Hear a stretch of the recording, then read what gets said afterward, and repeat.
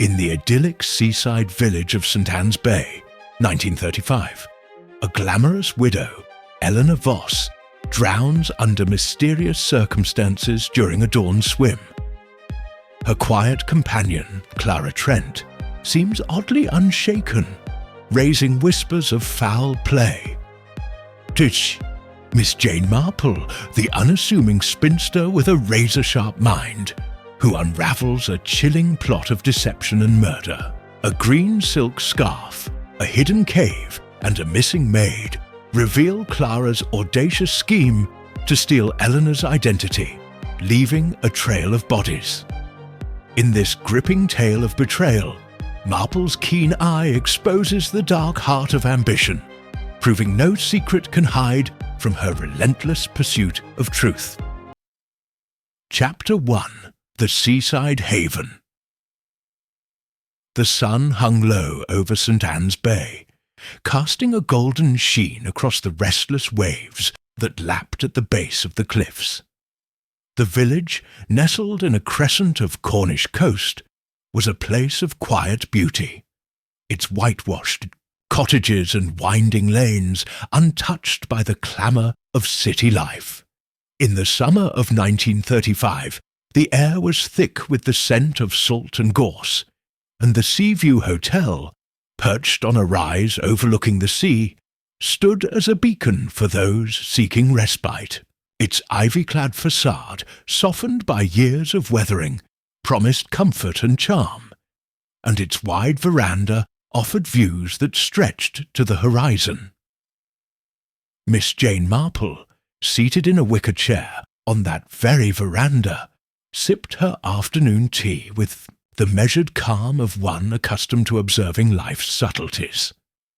Her delicate frame, wrapped in a lavender shawl, belied the sharpness of her mind. She had come to St Anne's Bay at the insistence of her nephew, Raymond West, whose well-meaning but faintly patronizing letters had urged her to escape the monotony of St Mary Mead.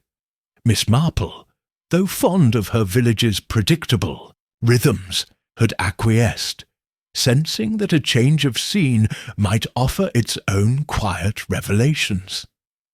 Her knitting lay in her lap, a soft tangle of wool that her fingers worked with absent-minded precision as her eyes roamed the hotel's grounds. Seaview Hotel was not grand, but it was respectable, its clientele a mix of the comfortably well-off and the modestly adventurous. The lounge, with its chintz curtains and polished oak floors, hummed with the low murmur of conversation. Mr. and Mrs. Hargreaves, a florid couple from London, held court near the fireplace, their voices carrying tales of their recent motoring tour through Devon. Mr. Hargreaves, a retired brewer with a penchant for loud waistcoats, laughed heartily at his own anecdotes, while his wife, her hair an improbable shade of blonde, nodded with exaggerated enthusiasm. Miss Marple, attuned to such displays, noted the strain in Mrs. Hargreaves's smile, as if her husband's joviality were a performance she endured rather than enjoyed. Across the room, Dr. Vernon Blake, a physician of middle years, sat alone with a medical journal, his brow furrowed in concentration. His dark suit and reserved manner marked him as a man of precision. Yet there was a restlessness in the way he turned the pages, as if his thoughts were elsewhere. Miss Marple, who had a knack for reading character, suspected he was not here for leisure alone. Her gaze shifted to the two women seated at a corner table, their dynamic drawing her attention like a thread caught on a needle. Miss Eleanor Voss was a woman who commanded notice. Her auburn hair, swept into an elegant chignon, caught the light, and her green eyes held a spark of imperious vitality. She wore a silk dress of deep sapphire, its cut both fashionable and understated, and her gestures were those of someone accustomed to being obeyed. Her voice, clear and resonant, carried across the lounge as she spoke of her plans for the week. Walks along the cliffs, visits to local galleries, and most emphatically, a swim in the cove at dawn. "There's nothing like the sea at sunrise," she declared, her tone inviting admiration. The other guests glanced her way, some with curiosity, others with faint envy. At her side sat Miss Clara Trent, her companion, a figure so unobtrusive she seemed to fade into the woodwork. Clara was plain, her mouse-brown hair pinned tightly, her spectacles catching the glint of the chandelier. Her grey dress was serviceable, devoid of ornament, and her posture, slightly stooped, hands clasped in her lap, suggested a life of deference. When Eleanor spoke, Clara listened with a nod or a murmured assent, her expression one of practised neutrality. Yet Miss Marple, whose years in St. Mary Mead had taught her to see beyond surfaces, caught a flicker in Clara's eyes. A gushy watchfulness that belied her meek demeanour. It was the look, Miss Marple thought, of someone who missed nothing. As the dinner gong sounded, the guests rose, their chatter swelling like the tide. Miss Marple tucked her knitting into her bag and joined the procession to the dining room, her steps slow but deliberate. The table was set with crisp linens and gleaming silver, and the menu promised a modest but satisfying meal: consommé, grilled sole, and a lemon tart to finish. Eleanor Voss, seated near the head of the table, continued to dominate the conversation, her laughter ringing out as she recounted a misadventure from her travels in Italy. Clara, at her right, ate in silence, her fork moving with mechanical precision. Miss Marple, placed opposite, observed the pair over the rim of her water-glass. Halfway through the meal, Eleanor leaned back in her chair, her scarf, a vivid green, silk, slipping slightly from her shoulders. "I shall swim tomorrow," she announced, her voice cutting through the clink of cutlery. "The cove is quite perfect, don't you think, Clara?" Clara looked up, her lips parting in a faint smile. "Yes, Miss Voss," she said softly, "quite perfect." The exchange was brief, but Miss Marple's attention lingered. There was something in Clara's tone, too measured, too careful, that stirred a faint unease. Dinner concluded with coffee, served in the lounge, where the guests dispersed into small knots of conversation. Mr. Hargreaves cornered Dr. Blake to discuss gout, while Mrs. Hargreaves attempted to draw Eleanor into a discussion of London's latest fashions. Eleanor, however, seemed distracted, her gaze drifting to the window where the sea gleamed under a rising moon. Clara, ever present, hovered nearby, adjusting Eleanor's shawl with a touch that was both solicitous and proprietary. Miss Marple, seated by the fire, resumed her knitting, the click of her needles a steady counterpoint to the room's hum.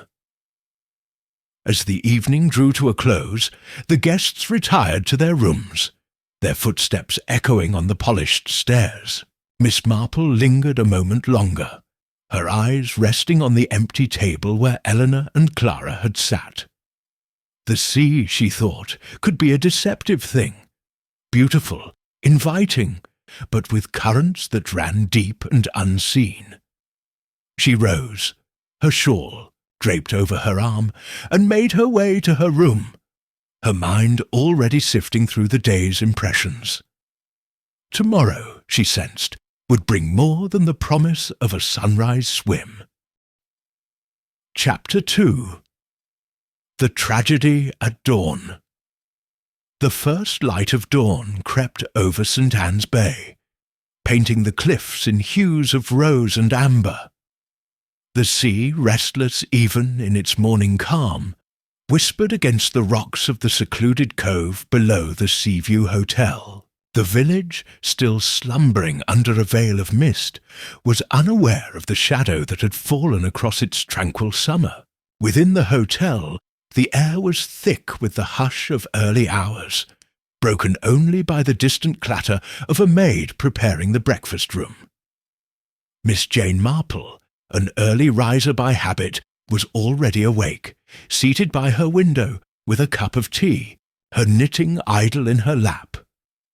Her room, modest but comfortable, overlooked the sweep of the bay, and she watched the horizon with the quiet attentiveness of one who sensed the world's secret stirring before the day began. The peace shattered, with a cry from the cliffs. It was sharp, urgent, carried on the salt-laden breeze. A fisherman's shout, raw with alarm. Miss Marple's fingers tightened around her cup, her eyes narrowing as she leaned toward the window. Below, near the cove, a small knot of figures gathered, their movements frantic against the backdrop of the tide. She set her tea aside, draped a shawl over her shoulders, and made her way downstairs, her steps measured but purposeful. The lobby was empty save for the night porter, a sleepy youth who blinked at her approach. "Trouble at the cove, miss," he mumbled, rubbing his eyes. "Fishermen found something. Someone, they say." By the time Miss Marple reached the hotel's garden path, the news had spread like wildfire. Guests roused from their beds clustered in the lounge, their voices a jumble of shock and speculation. Mr. Hargreaves, his dressing-gown askew, muttered about the dangers of early swims, while Mrs. Hargreaves, her face pale beneath a layer of cold cream, clutched her husband's arm and whispered of tragedy. Dr. Vernon Blake, already dressed in his sombre suit, stood apart, his expression unreadable, but his hands clasped tightly behind his back. Miss Marple, slipping quietly into the room, noted the absence of two figures, Miss Eleanor Voss and her companion, Miss Clara Trent. The local constable, Mr. Polk, arrived shortly after, his young face flushed with the weight of responsibility. He was a sturdy man, not yet 30, with an earnestness that bordered on naivety, but his eyes held a determination to do his duty. He gathered the guests in the dining room, where the breakfast tables stood untouched, their white cloths stark against the morning's gloom. "There's been a death," he announced, his voice steady but strained. "A woman's body was found in the cove, washed up by the tide. We believe it to be Miss Eleanor Voss." A gasp rippled through the room. Mrs. Hargreaves let out a theatrical sob, pressing a handkerchief to her lips, while her husband patted her shoulder with awkward reassurance. Dr. Blake's jaw tightened, but he said nothing, his gaze fixed on the window where the sea churned beyond the cliffs. Miss Marple, seated near the back, felt a familiar prickling at the nape of her neck, the sensation that came when the world's order had been disrupted, not by accident, but by design. She leaned forward, her hands folded in her lap, and listened as Polk continued. The fisherman, a grizzled man named Tom Kello, had been hauling nets at dawn when he spotted the body tangled in seaweed near the rocks. "She was face down," he told Polk, his voice rough with the memory, hair all spread out like a net itself. "I knew her at once, Miss Voss, with that bright scarf of hers." The scarf, vivid green, had been knotted loosely around the neck, its silk sodden but unmistakable. Polk, after consulting with Dr. Blake, who had been summoned to examine the body, declared the cause of death as drowning. "The currents in the cove are fierce," he said. She must have been caught unawares. A tragic accident, most likely. The guests murmured their agreement, though the undercurrent of doubt was palpable. Miss Marple's eyes drifted to Clara Trent, who had entered the room unnoticed during Polk's speech. She stood by the door, her plain grey dress blending into the shadows, her spectacles glinting faintly in the morning light. Her face was composed, her hands clasped before her, but there was no trace of the grief one might expect from a companion who had lost her employer and friend. Instead, her expression was one of quiet detachment, as if she were observing a play unfold rather than mourning a loss. Miss Marple's knitting needles, tucked into her bag, seemed to itch for movement, a sign that her mind was already threading together the strands of this mystery. Polk dismissed the guests, asking them to remain at the hotel for further inquiries. As they dispersed, Miss Marple lingered, her gaze following Clara as she moved to a corner table and began sorting through a small stack of papers. Eleanor's travel itinerary, perhaps, or personal correspondence. The act was methodical, almost mechanical, and Miss Marple noted the absence of trembling hands or tearful pauses. She approached, her manner gentle but probing, as was her way. "A dreadful shock, Miss Trent," she said, settling into a chair nearby. "You must be quite devastated." Clara looked up, her eyes meeting Miss Marple's with a flicker of wariness. "It's terrible," she said, her voice soft but steady. "Miss Voss was so vibrant. I can scarcely believe she's gone." The words were correct, the sentiment appropriate, yet there was a hollowness to them, like a recitation learned by rote. Miss Marple nodded sympathetically, her fingers brushing the edge of her shawl. "She spoke of swimming at dawn," she remarked. "Did she often take such risks?" Clara's lips pressed into a thin line, and for a moment her hands stilled over the papers. "She was headstrong," she said at last. "I tried to dissuade her, but Miss Voss did as she pleased. She loved the sea, you see, said it made her feel alive." The explanation was plausible, yet Miss Marple's instincts stirred. Clara's composure, her lack of visible sorrow, was not the reaction of a devoted companion. It was the demeanour of someone who had prepared for this moment, who had perhaps anticipated it. The morning wore on, and the hotel settled into an uneasy rhythm. Polk and his assistant, a lanky youth named Jenkins, interviewed the staff and guests, their questions circling the events of the previous night. Had anyone seen Miss Voss leave her room? Had she seemed distressed or unwell? The answers were vague, unhelpful. The night porter recalled seeing no one after midnight, and the maids, bustling with their early duties, had noticed nothing amiss. Mr. Hargreaves, eager to contribute, suggested that Eleanor's swim was a reckless whim, while his wife hinted at darker possibilities, her voice dropping to a conspiratorial whisper. "That companion," she said to anyone who would listen, "she's too calm. Mark my words, there's something queer about her." Dr. Blake, called upon to provide a medical perspective, was more reserved. He met Polk in the hotel's small library, where the body had been laid out on a covered table, awaiting the coroner's arrival. Miss Marple, passing by on her way to the garden, overheard their conversation through the half-open door. "Death by drowning," Blake said, his tone clipped. "The lungs were full of water, and there were no signs of violence. No bruises, no marks of a struggle. She went under and didn't come up." Polk nodded, scribbling in his notebook, but Miss Marple's lips pursed slightly.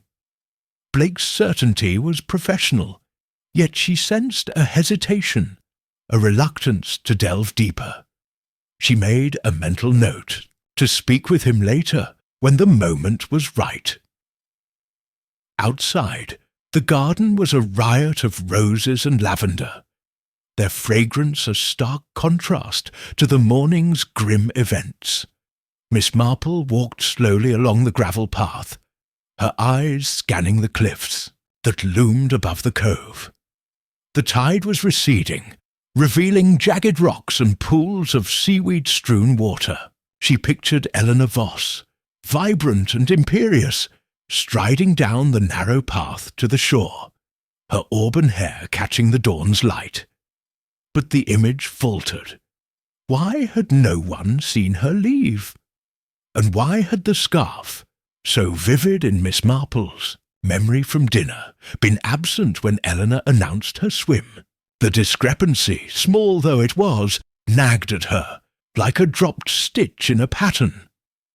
She returned to the hotel, her mind turning over the details. The lounge was quieter now, the guests subdued by the weight of the tragedy. Clara Trent was still at her table, her papers neatly stacked, her pen moving with deliberate precision. Miss Marple watched her from a distance, noting the slight tremor in her hand. A crack in the facade, perhaps, or merely fatigue. She considered approaching, again but decided against it. Clara was guarded, and further questions might yield only more rehearsed answers. Instead, Miss Marple sought out Polk, who was conferring with Jenkins near the reception desk. "Constable," she said, her voice mild but firm, "might I ask about the scarf found with Miss Voss? It seems an unusual item to wear for a swim." Polk blinked, caught off guard by the question. "The scarf?" he repeated, flipping through his notes. "Tom Kello mentioned it. Green silk, knotted round her neck. Likely got caught in the current, poor lady." Miss Marple tilted her head, her expression one of polite curiosity. "And was it securely tied or merely tangled? Such details can be telling, you know." Polk hesitated, then promised to check with Kello. Miss Marple thanked him, her smile serene, but her mind was racing. A scarf, knotted or not, was no trivial thing in a drowning. As noon approached, the hotel staff began serving a subdued luncheon, though few guests had an appetite. Miss Marple took her place at a small table by the window, her eyes drifting to the sea. The cove, now bathed in sunlight, looked deceptively peaceful, its dangers hidden beneath the surface. She thought of Clara Trent, of her quiet efficiency and unreadable eyes. She thought of Eleanor Voss, whose commanding presence had filled the hotel, now silenced by the tide. And she thought of the scarf, a splash of green against the grey of the rocks, a clue that whispered of something more than accident. The afternoon brought no new developments, but the atmosphere in the hotel grew heavier, as if the walls themselves absorbed the guests' unease. Polk announced that an inquest would be held in 2 days, pending the coroner's findings. The verdict, he predicted, would confirm accidental death, and the matter would be laid to rest. Miss Marple, sipping her tea, doubted it. She had seen too much of human nature, in St. Mary Mead, in London, in the quiet corners of the world, to believe that death came so neatly packaged.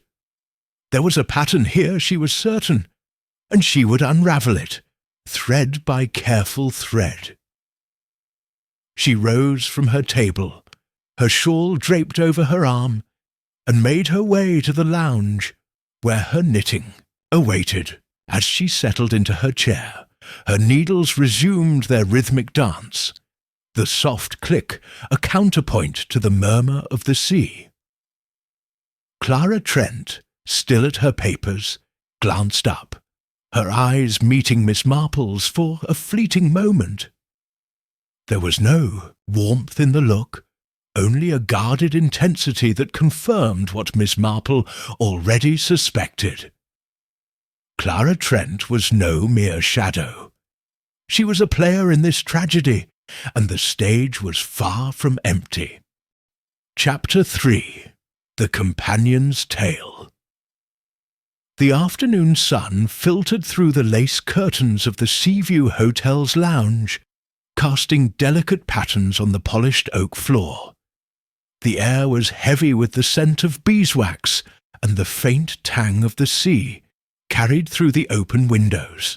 The guests, subdued by the morning's tragedy, moved with a quiet restraint, their conversations hushed, their glances darting toward the corner where Miss Clara Trent sat alone. She was a figure of understated presence, her grey dress blending into the upholstery, her spectacles catching the light as she bent over a small leather-bound notebook. To the casual observer, she was the epitome of diligence, tending to the affairs of her late employer, Miss Eleanor Voss. But to Miss Jane Marple, seated by the fireplace with her knitting, Clara Trent was a study in contradictions, a shadow with substance, a mourner without tears. Miss Marple's needles moved with their usual rhythm, the soft click a counterpoint to the murmur of the room. Her lavender shawl draped over her shoulders, she appeared the picture of serene domesticity. But her eyes, sharp and unyielding, missed nothing. The events of the morning, the discovery of Eleanor's body, the constable's pronouncement of accidental drowning, Clara's unsettling composure had set her mind in motion. She had seen such calmness before, in St. Mary Mead, among those who hid guilt or calculation behind a mask of propriety. Clara, she suspected, was no ordinary companion, and the truth of Eleanor's death lay somewhere in the folds of her carefully crafted demeanour. The lounge was sparsely populated. Mr. and Mrs. Hargreaves had retreated to their room, ostensibly to rest, though Miss Marple suspected Mrs. Hargreaves was penning a dramatic letter to her sister in London, embellishing the tragedy for effect. Dr. Vernon Blake, his medical journal abandoned, paced the veranda outside, his hands clasped behind, his back, his brow furrowed with unspoken thoughts. The other guests, a handful of retirees and a young couple on honeymoon, kept to themselves, their holiday soured by the spectre of death. Constable Polk and his assistant Jenkins had departed to prepare for the inquest, leaving the hotel in a state of uneasy limbo. Miss Marple, sensing an opportunity, rose from her chair and approached Clara's table, her steps slow and deliberate. She carried her knitting bag, a prop that disarmed even the wariest, and her smile was one of gentle concern. "Miss Trent," she said, settling into a chair opposite, "I hope I'm not intruding. It must be a trying time, sorting through Miss Voss's affairs so soon after such a loss." Clara looked up, her pen pausing mid-sentence. Her face, framed by the severe lines of her spectacles, was composed, but there was a flicker of caution in her grey eyes. "Not at all, Miss Marple," she replied, her voice soft but precise. "It's a duty, you see. Miss Voss relied on me to keep things in order, and I mustn't falter now." She gestured to the notebook, its pages filled with neat, angular handwriting. Her travel plans, her correspondence, it all needs attention. Miss Marple nodded, her expression one of sympathetic understanding. "Such devotion," she murmured. "You must have been very close to her." The remark was gentle, but it carried a probing edge, and Clara's fingers tightened slightly around her pen. "We weren't close in the way friends are," Clara said, choosing her words with care. "Miss Voss was my employer, and I was her companion. My role was to manage her needs, to ensure her comfort. She was a remarkable woman, but not one for confidences." She paused, then added, "I admired her greatly, of course. Her energy, her independence." Miss Marple's needles resumed their work, the soft click filling the brief silence. "It's a curious position being a companion," she remarked, her tone conversational. "So much responsibility, yet so little recognition. I imagine it requires great strength of character." She glanced at Clara, her eyes keen behind their mild facade. "How did you come to work for Miss Voss, if I may ask?" Clara's lips curved into a faint smile, though it did not reach her eyes. "It was quite ordinary, really," she said. 3 years ago, I answered an advertisement in the Times. Miss Voss needed a companion for her travels. Someone organised, discreet, with a head for details. I'd worked as a governess before, but the family moved abroad, and I was at a loose end. Miss Voss interviewed me in London, and we suited each other. She hired me on the spot. The story was plausible, delivered with the smoothness of a well-rehearsed line, but Miss Marple's instincts stirred. There was a precision to Clara's words, a careful avoidance of excess detail, that suggested more was withheld than revealed. "And you've been with her ever since," Miss Marple said, her voice warm with encouragement. "Travelling the world, I suppose. It must be quite an adventure." Clara's smile tightened. "We travelled extensively. Italy, France, the Riviera. Miss Voss had a taste for beauty, for culture.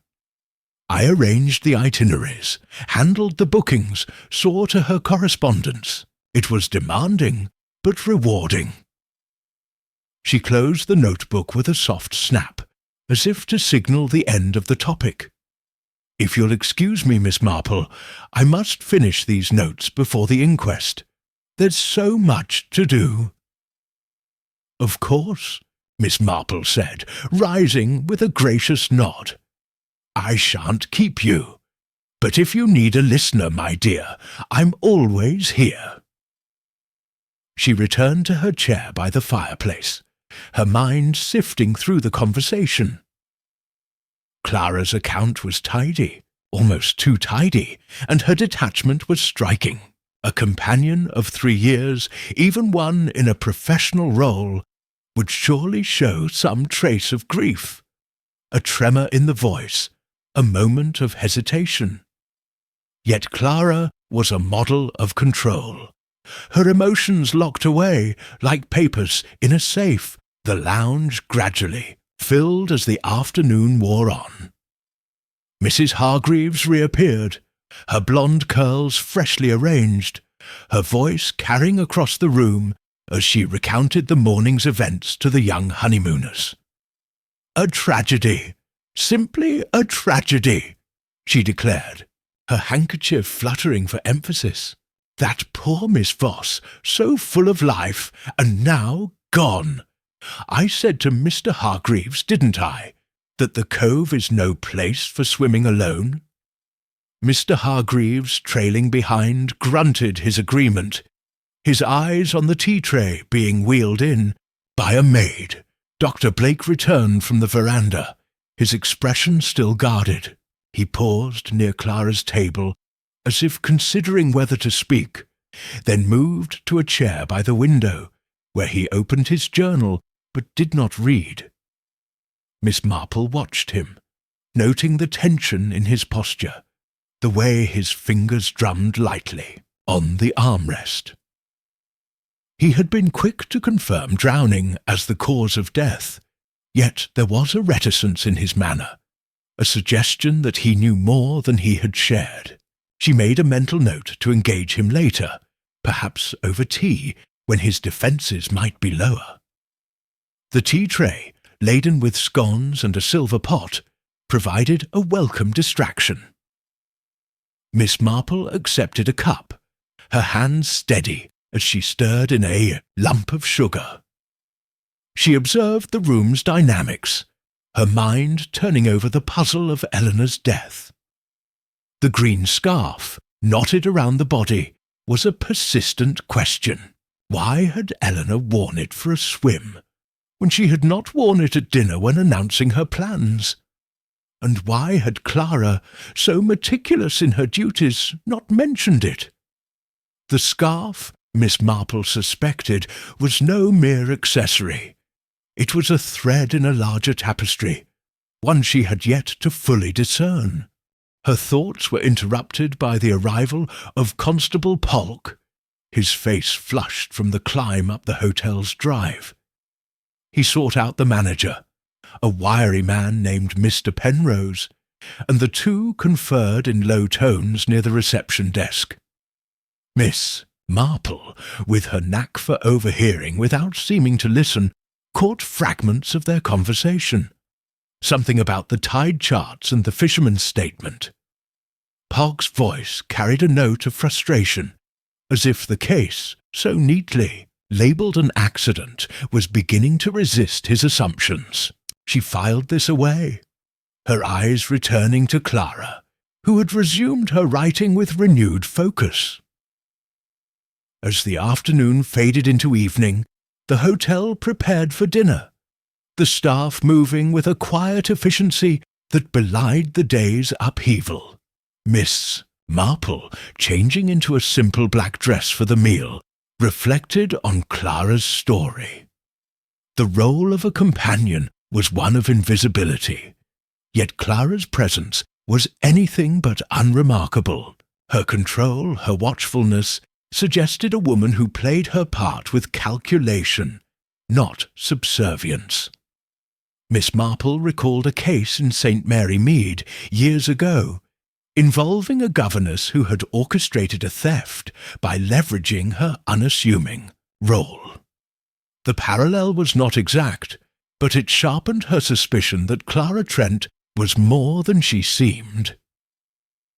Dinner was a subdued affair, the dining room half empty as some guests chose to take trays in their rooms. Miss Marple, seated near the Hargreaves, listened to their chatter with half an ear, her attention on Clara, who sat alone at a small table. She ate sparingly, her movements precise, her eyes occasionally scanning the room.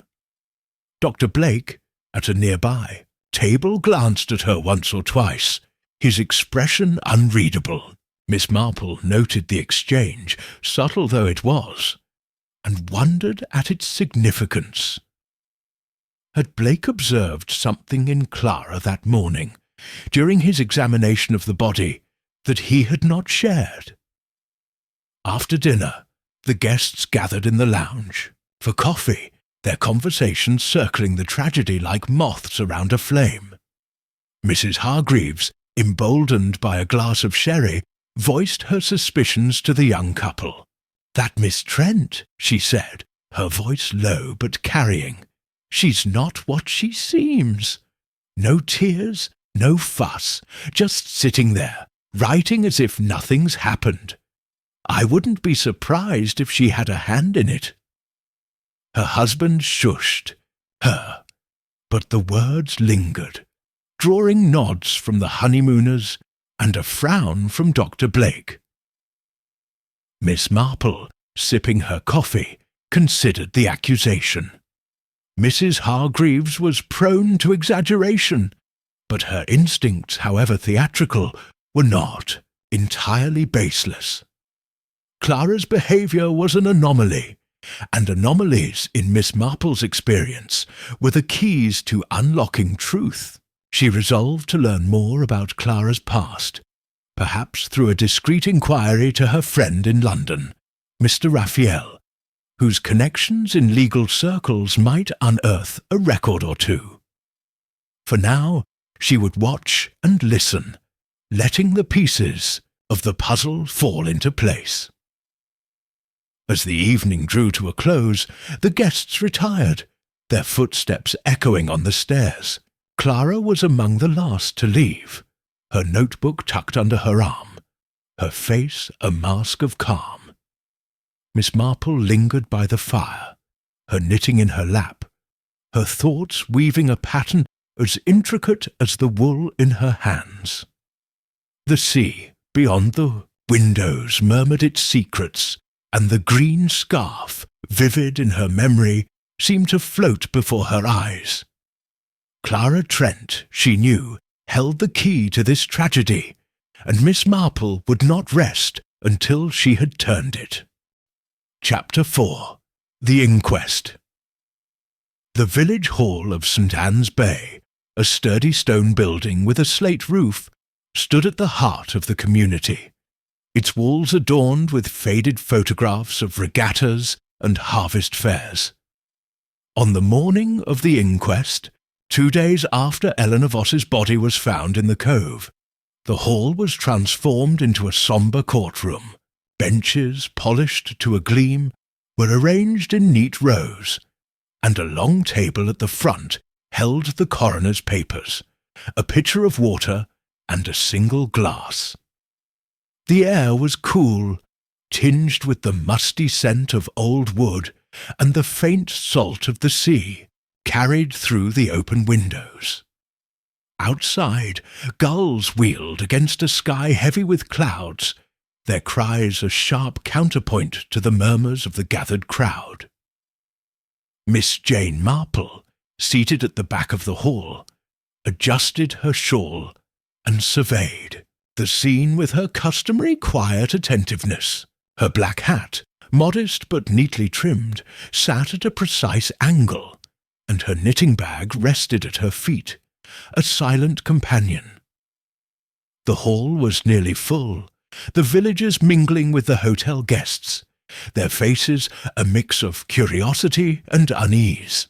Mr. and Mrs. Hargreaves occupied a bench near the front, she with a lace handkerchief at the ready, he with a look of resigned patience. Dr. Vernon Blake sat alone, his dark suit immaculate, his hands folded in his lap, his expression one of studied neutrality. Clara Trent, pale but composed, was seated closer to the coroner's table, her grey dress as unassuming as ever, her spectacles catching the light from a nearby window. Miss Marple's eyes lingered on her, noting the stillness of her posture, the absence of any nervous gesture. It was the calm, she thought, of someone who had prepared for this moment with care.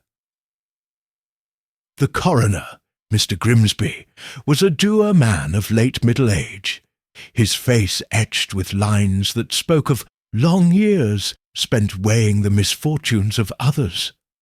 Stew's grey suit was well worn, his tie knotted with precision, and his voice, when he called the inquest to order, carried the weight of authority tempered by weariness.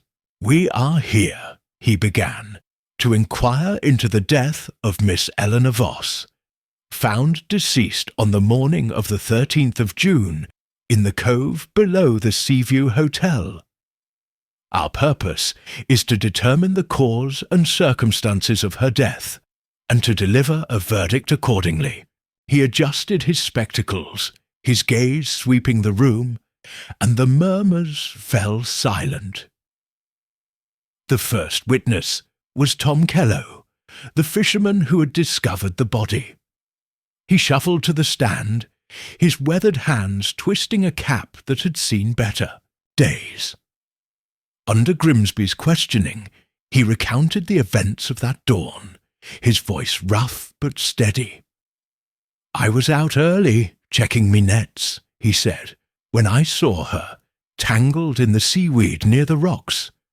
Face down, she was, her hair all spread out like a fan. That green scarf caught me eye. Bright it was, knotted round her neck, I knew it was Miss Voss, staying at the hotel. Pulled her to shore, but she was gone, cold as the sea itself." He paused, his eyes distant, then added, "I called for help, and the lads came running. That's all I know." Miss Marple, listening, intently noted the scarf's prominence in Kello's account. It was a vivid detail, one that had anchored the identification of the body, yet its presence troubled her. Eleanor had not worn it when she announced her intention to swim, and its sudden appearance suggested a deliberate act. She glanced at Clara, whose face remained impassive, her hands clasped in her lap. The coroner, satisfied with Kello's testimony, dismissed him with a nod, and the fisherman returned to his seat, his relief palpable. Dr. Vernon Blake was called next, his steps measured as he approached the stand. He took the oath with a quiet gravity, his voice clear and professional as he answered Grimsby's questions. "I examined the body at the request of Constable Polk," he said, shortly after it was brought to the hotel. "The deceased was a woman of approximately 40 years, in good health prior to death. The cause of death was drowning, as evidenced by water in the lungs and the absence of any other trauma. There were no marks of violence, no bruises, no cuts, nothing to suggest a struggle. The body was cold, indicating she had been in the water for some hours." Grimsby leaned forward, his pen poised over his notes. "And the time of death, Doctor?" he asked. "Difficult to pinpoint precisely," Blake replied, "but likely between midnight and 4 in the morning, based on the body's condition and the tide. The currents in the cove are strong, and she may have been swept against the rocks after drowning." He hesitated, then added, "The scarf around her neck was loosely knotted, likely caught in the tide. It did not appear to have contributed to her death." Miss Marple's lips pursed slightly, her needles idle in her lap. Blake's testimony was thorough, yet his mention of the scarf felt rehearsed, as if he were addressing a question no one had asked. She recalled his guarded demeanour at the hotel, the way his eyes had flickered toward Clara during the morning's chaos. There was something he was not saying, she was certain, and it gnawed at her like a dropped stitch in a pattern. She made a mental note to speak with him privately, to probe the edges of his reticence. Clara Trent was the final witness, and a hush fell over the hall as she took the stand. She was the picture of restraint, her voice soft but steady, her answers delivered with a precision that bordered on mechanical. "Miss Voss was my employer," she began, in response to Grimsby's question about their relationship. "I was her companion for 3 years, responsible for her travel arrangements, her correspondence, and her daily needs. She was a woman, of strong character, accustomed to having her way." "And her plans on the evening before her death?" Grimsby prompted, his tone gentle but firm. Clara's eyes lowered briefly, then met the coroner's gaze. At dinner, she announced her intention to swim in the cove at dawn. She loved the sea, you see, and often swam early in the morning. I urged her to reconsider. It was a cold night and the cove is treacherous, but she was insistent. "Clara," she said, "don't fuss.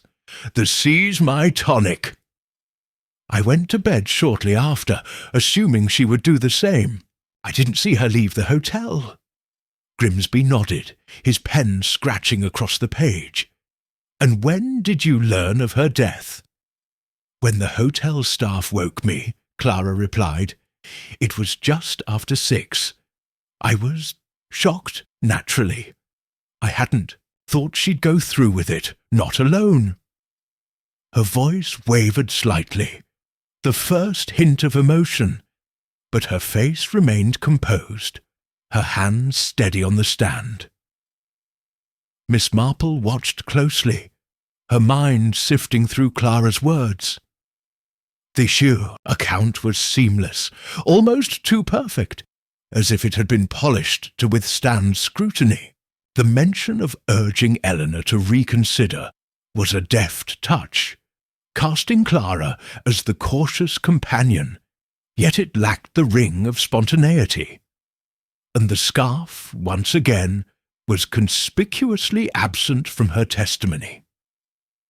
Miss Marple's fingers itched to pick up her needles, to work out her thoughts in the rhythm of her knitting. But she remained still, her eyes fixed on Clara's retreating figure as she returned to her seat. The coroner called no further witnesses, and after a brief recess, he delivered his summing up. "The evidence before us," he said, his voice carrying over the attentive crowd, "points to a tragic accident. Miss Eleanor Voss, a woman of independent spirit, chose to swim in the cove at dawn, unaware of the dangers posed by the tide.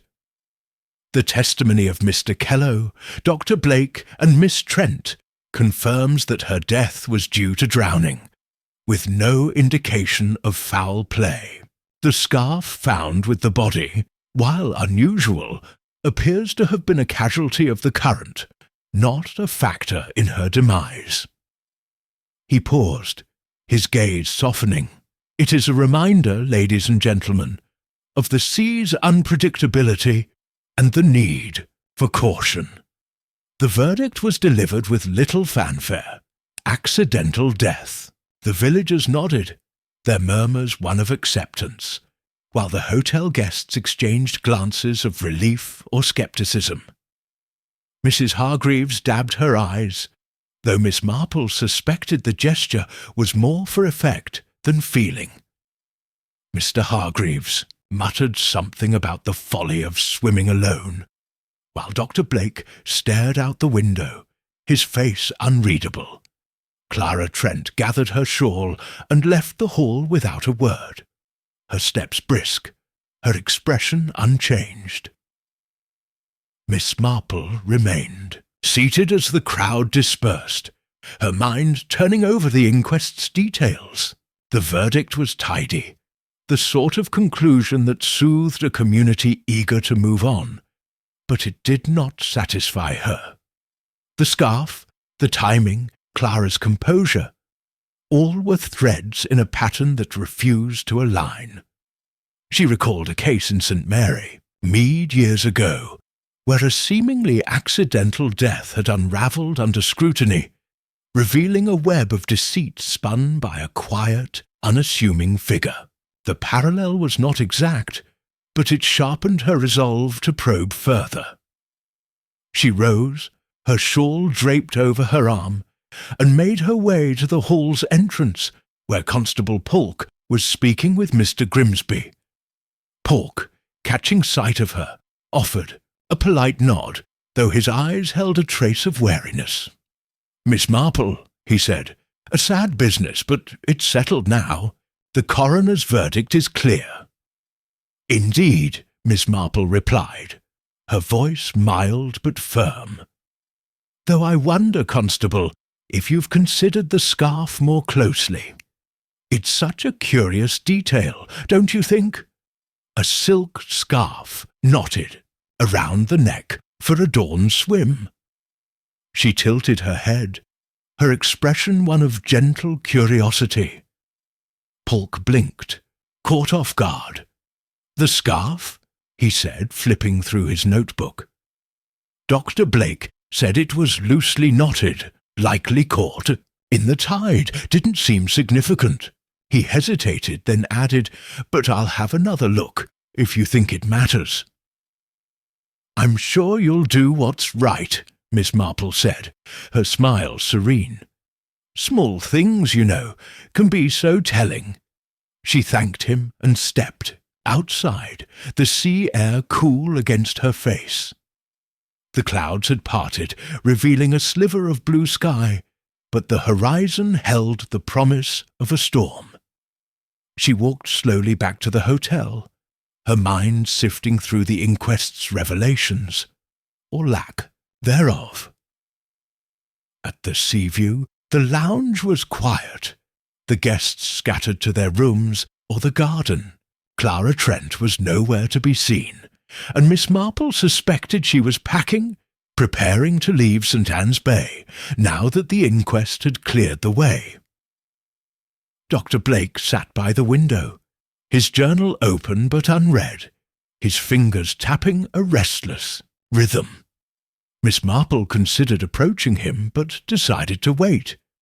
He was a man under pressure, she sensed, and a direct question might close him off.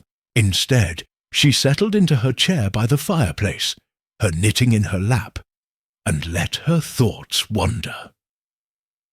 The scarf was the key, she was certain.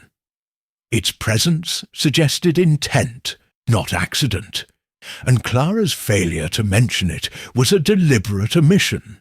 Miss Marple recalled Eleanor's appearance at dinner, her sapphire dress, her auburn hair, the absence of any green silk. The scarf had appeared later, with the body, as if placed to ensure identification. But by whom? And why? The answer, she suspected, lay in Clara's role, not as a companion, but as a player in a far more intricate game. As the afternoon faded into evening, Miss Marple resolved to pursue 2 lines of inquiry. First, she would ask Polk to trace the scarf's origins, where it was purchased, by whom, and when. Second, she would write to her friend Mr. Raphael in London, whose solicitor's network might uncover details about Clara Trent's past. A companion with no history was a companion with something to hide, and Miss Marple was determined to find it. She rose, her knitting tucked into her bag, and made her way to the dining room, where a subdued dinner awaited. The sea beyond the windows was a restless grey, its waves whispering secrets that only patience would unravel. Miss Marple's needles, silent for now, would resume their dance, and with them the truth would come to light. Chapter 5. The Scarf's Secret. The morning after the inquest, St. Anne's Bay awoke to a sky bruised with clouds. The sea a restless expanse of slate beneath the cliffs. The Seaview Hotel, its ivy-clad walls damp with overnight mist, carried an air of subdued tension, as if the verdict of accidental death had failed to dispel the shadow cast by Eleanor Voss's demise. In the lounge, where the fire crackled against the morning chill, Miss Jane Marple sat in her accustomed chair, her lavender shawl draped over her shoulders, her knitting needles moving with a steady rhythm.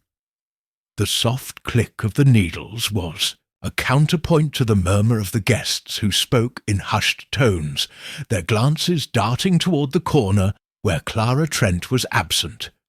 A notable void, given her near-constant presence since the tragedy. Miss Marple's mind was far from idle. The inquest had provided clarity on the surface. Eleanor's drowning, the absence of violence, the coroner's tidy verdict, but it had also deepened her unease. The green silk scarf, knotted around the body, remained a persistent question, its vivid hue a stark contrast to the grey of the cove. Why had it appeared with the body when Eleanor had not worn it at dinner?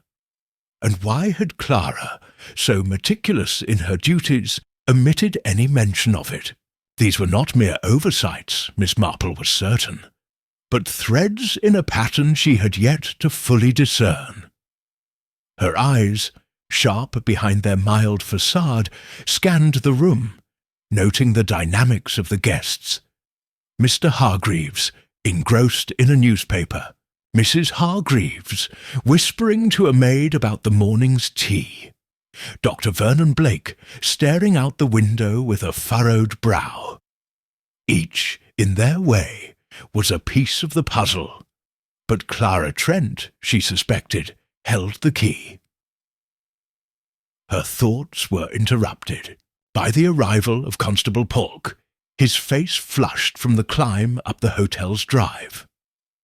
He carried a small notebook, its pages creased from frequent use, and his expression was one of cautious excitement.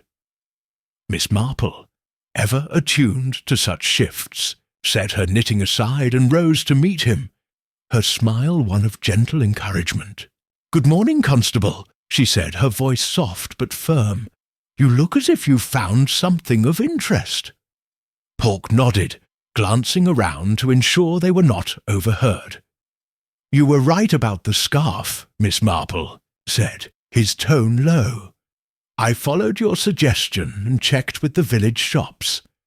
Mrs. Trelawney, who runs the drapers on High Street, remembers selling a green silk scarf 2 days before Miss Voss's death. She's certain of it. Said it was a fine piece, imported from London. But here's the thing. The buyer wasn't Miss Voss.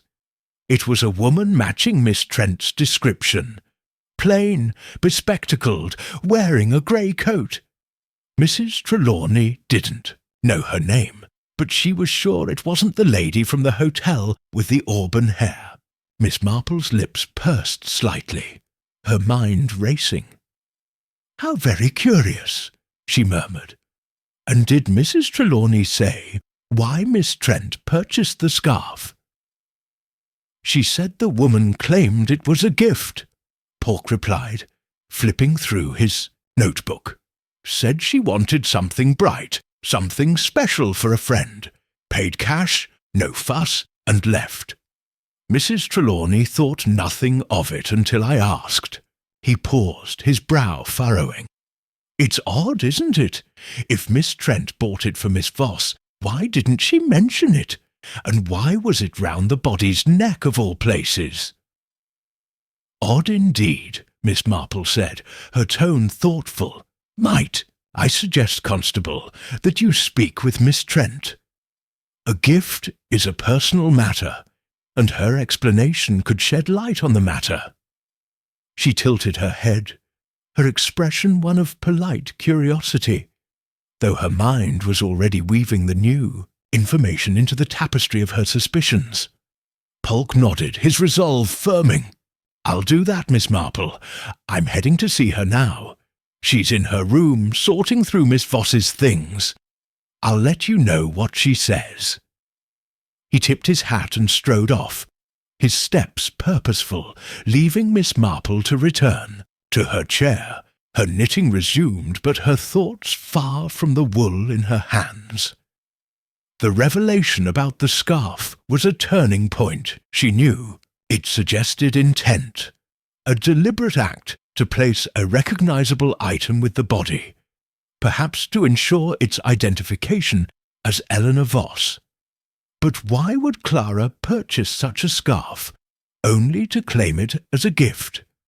And why had it been knotted, however, loosely around the neck?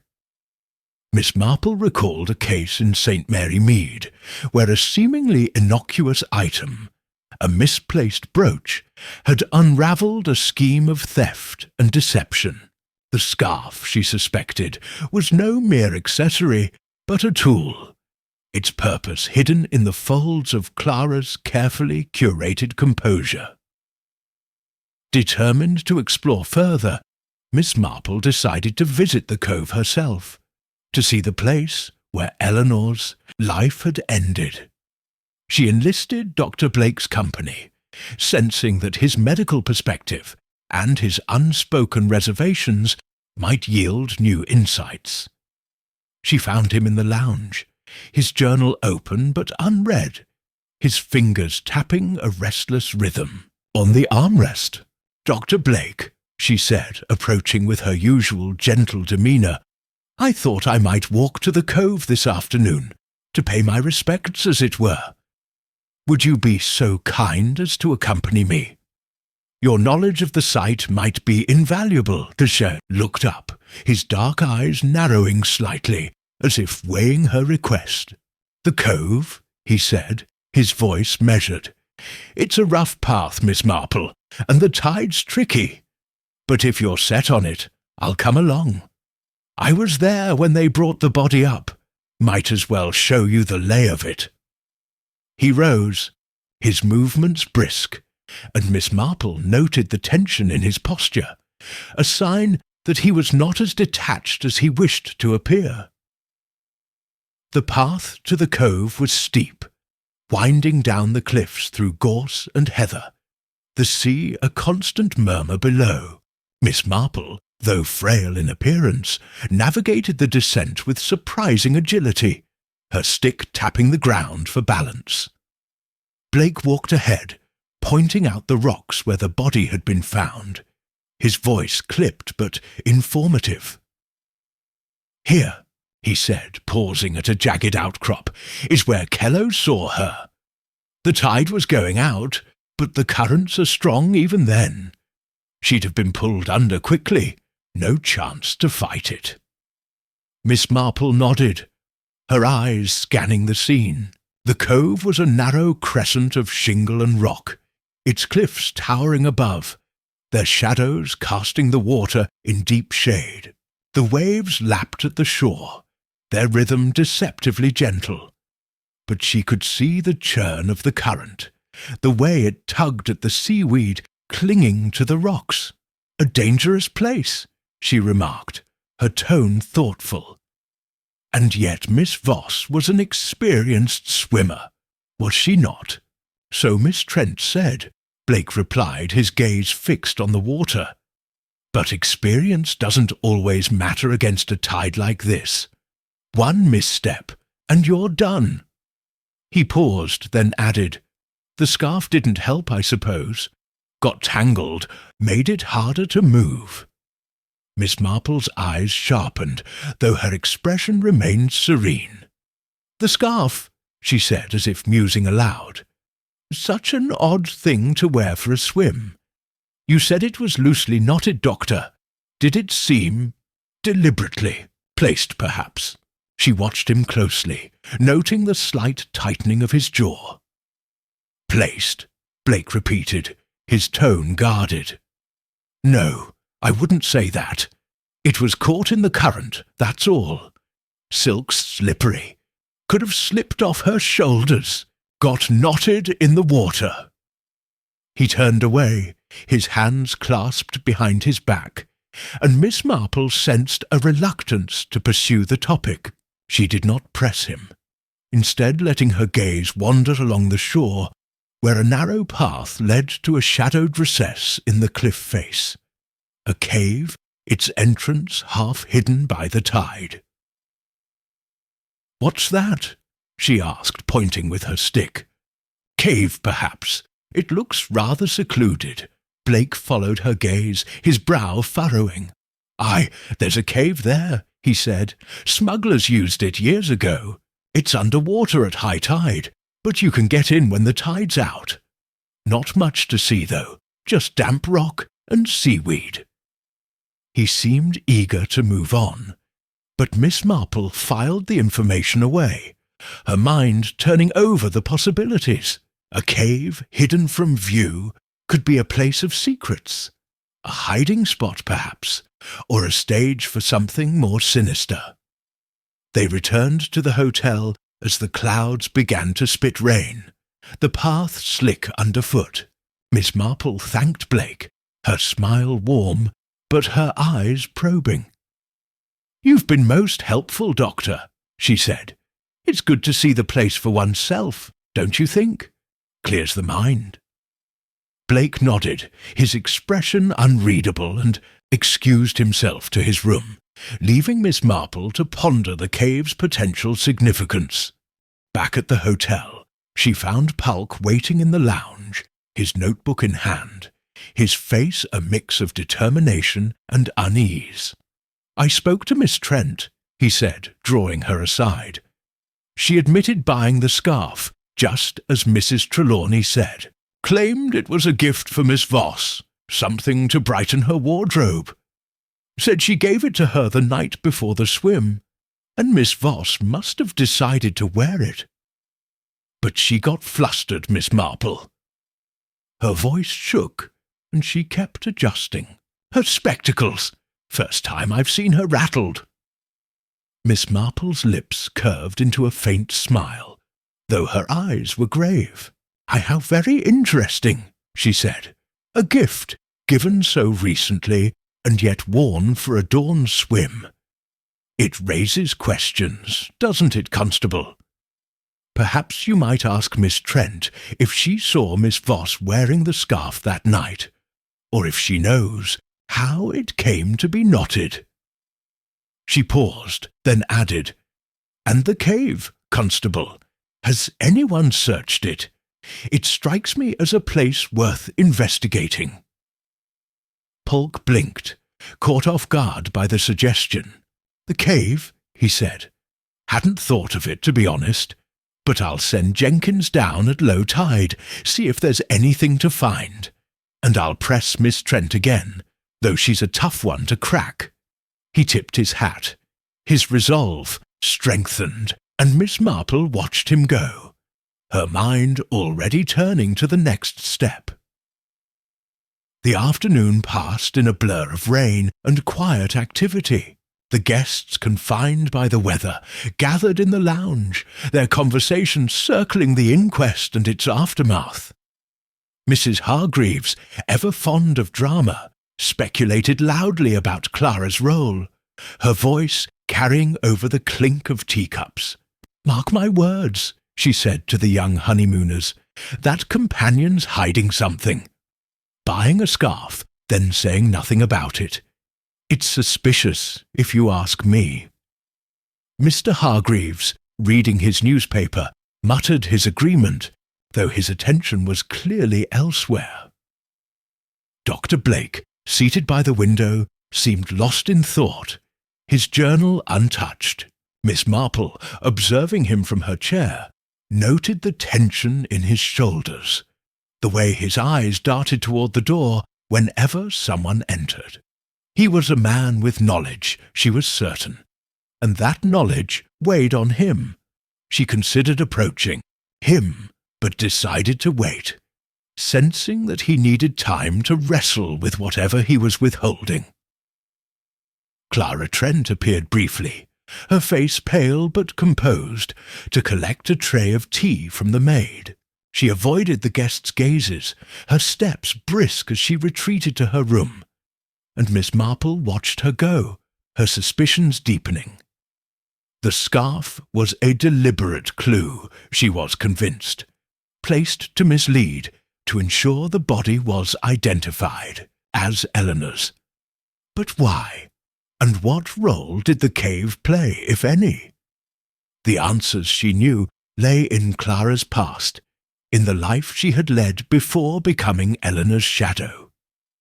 Determined to uncover more, Miss Marple retired to her room to draft a letter to Mr. Raphael, her friend in London. His solicitor's network, with its access to records and discreet inquiries, might reveal something about Clara Trent, her origins, her previous employers, any hint of a motive. She wrote with care, her handwriting neat and precise, outlining the case in broad strokes and requesting any information on a woman of Clara's description, employed as a companion or governess in the past decade. She sealed the letter and entrusted it to the hotel's porter, confident that a reply would come within days. Dinner that evening was a quiet affair, the dining room half empty as the rain kept the guests indoors. Miss Marple, seated near the window, watched the sea churn under the storm, its waves a reminder of the cove's dangers. Clara did not appear, and Dr. Blake ate quickly, excusing himself before dessert. Mrs. Hargreaves filled the silence with her theories, her voice a relentless hum, but Miss Marple's thoughts were elsewhere, weaving a pattern from the scarf, the cave, and Clara's faltering composure.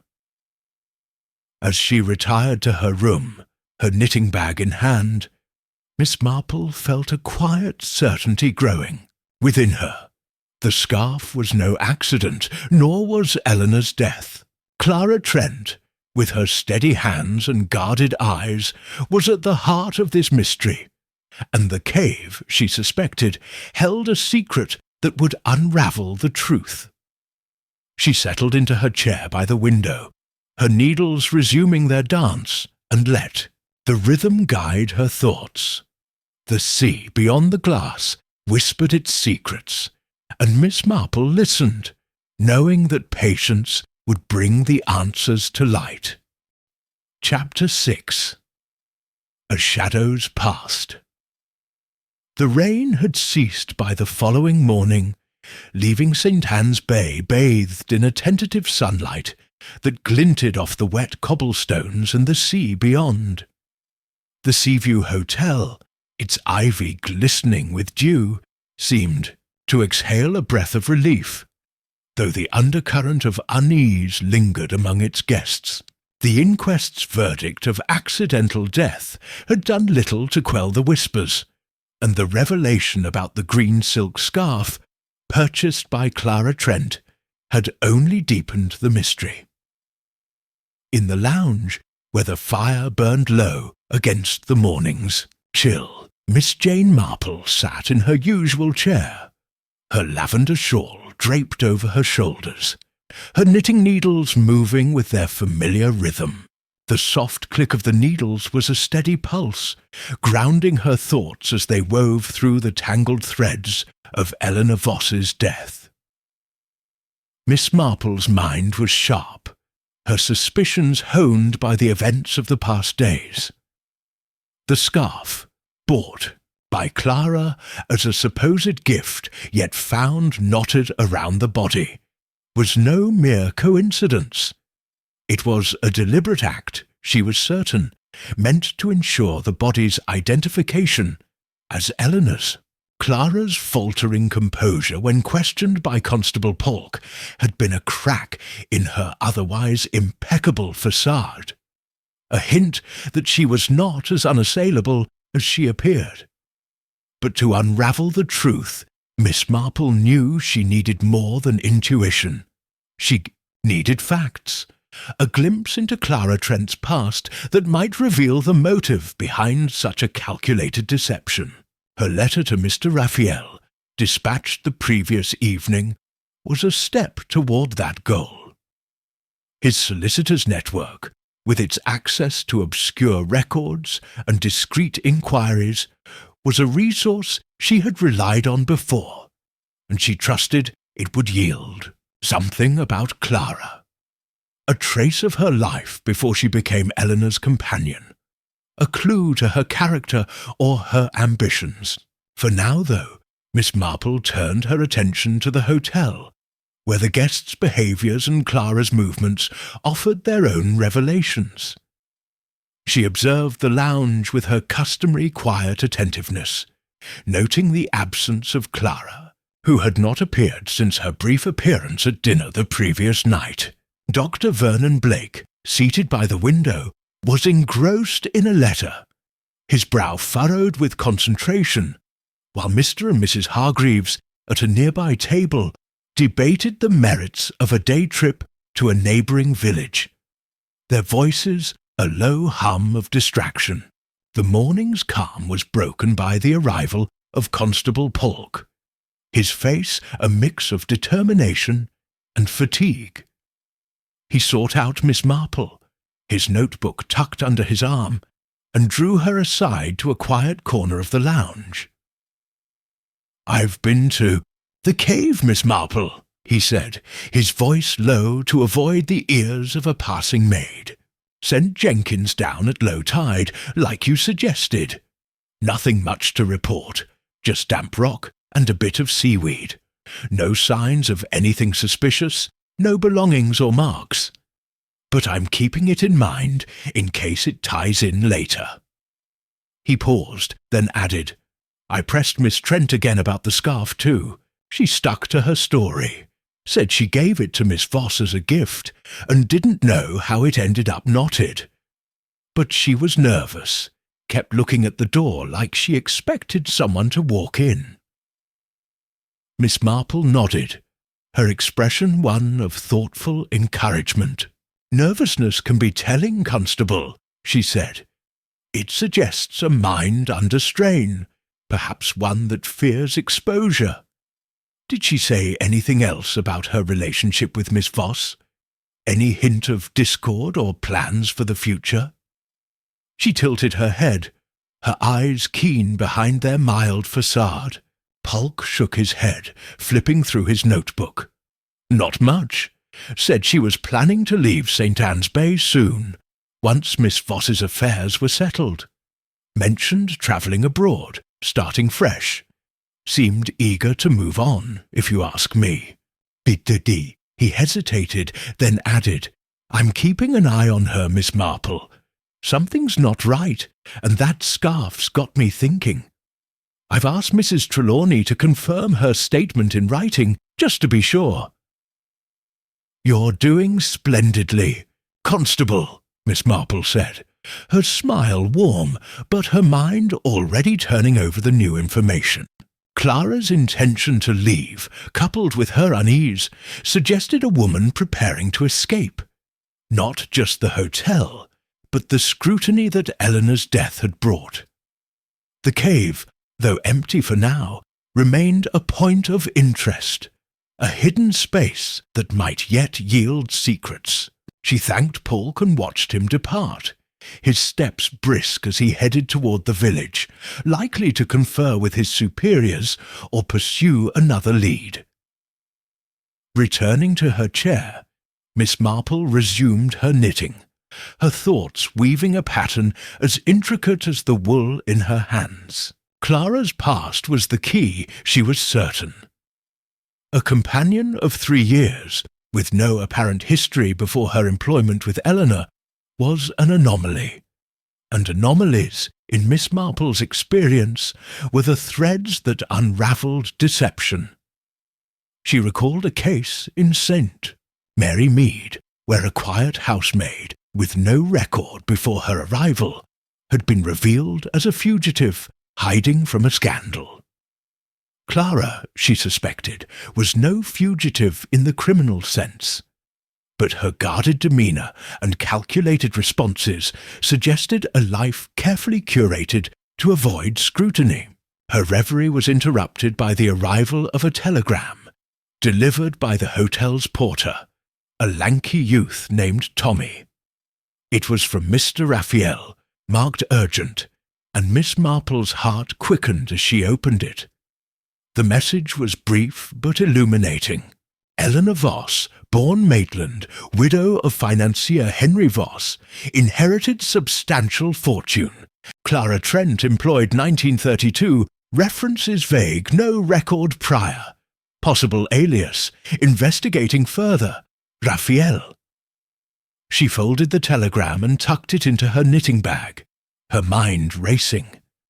An alias, or at the very least a fabricated past, confirmed her suspicions.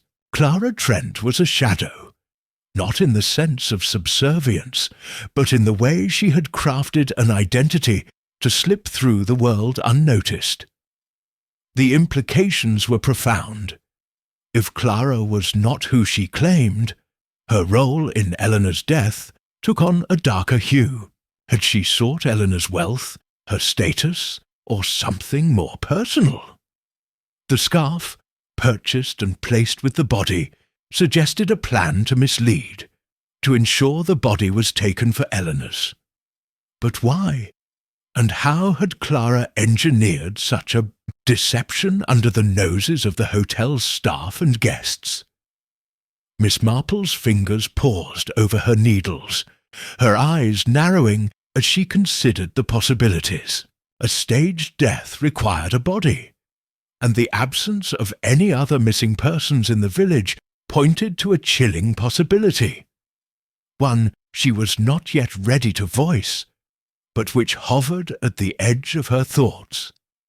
Determined to observe Clara more closely, Miss Marple made her way to the hotel's upper floor, where Clara's room was located. She moved with the unhurried grace of an elderly lady, her stick tapping the polished floor, her expression one of mild curiosity. The corridor was quiet, the maids busy elsewhere, and she paused outside Clara's door, listening for any sound. There was a faint rustle, the soft clink of glass, and then silence. She knocked gently, her voice warm but firm. "Miss Trent, it's Miss Marple. I wondered if I might have a word." The door opened after a moment, revealing Clara, her spectacles slightly askew, her face pale but composed. "Miss Marple," she said, her tone polite but guarded. "I'm rather busy, I'm afraid. Miss Voss's belongings need sorting, and there's so much to do." She gestured to the room, where a suitcase lay open on the bed, filled with neatly folded clothes and papers. "Of course," Miss Marple said, her smile disarming. "I shan't keep you long. I only thought, with all that's happened, you might appreciate a sympathetic ear. It must be difficult, managing such a loss alone." She stepped just inside, the threshold, her eyes scanning the room with a quick, practiced glance.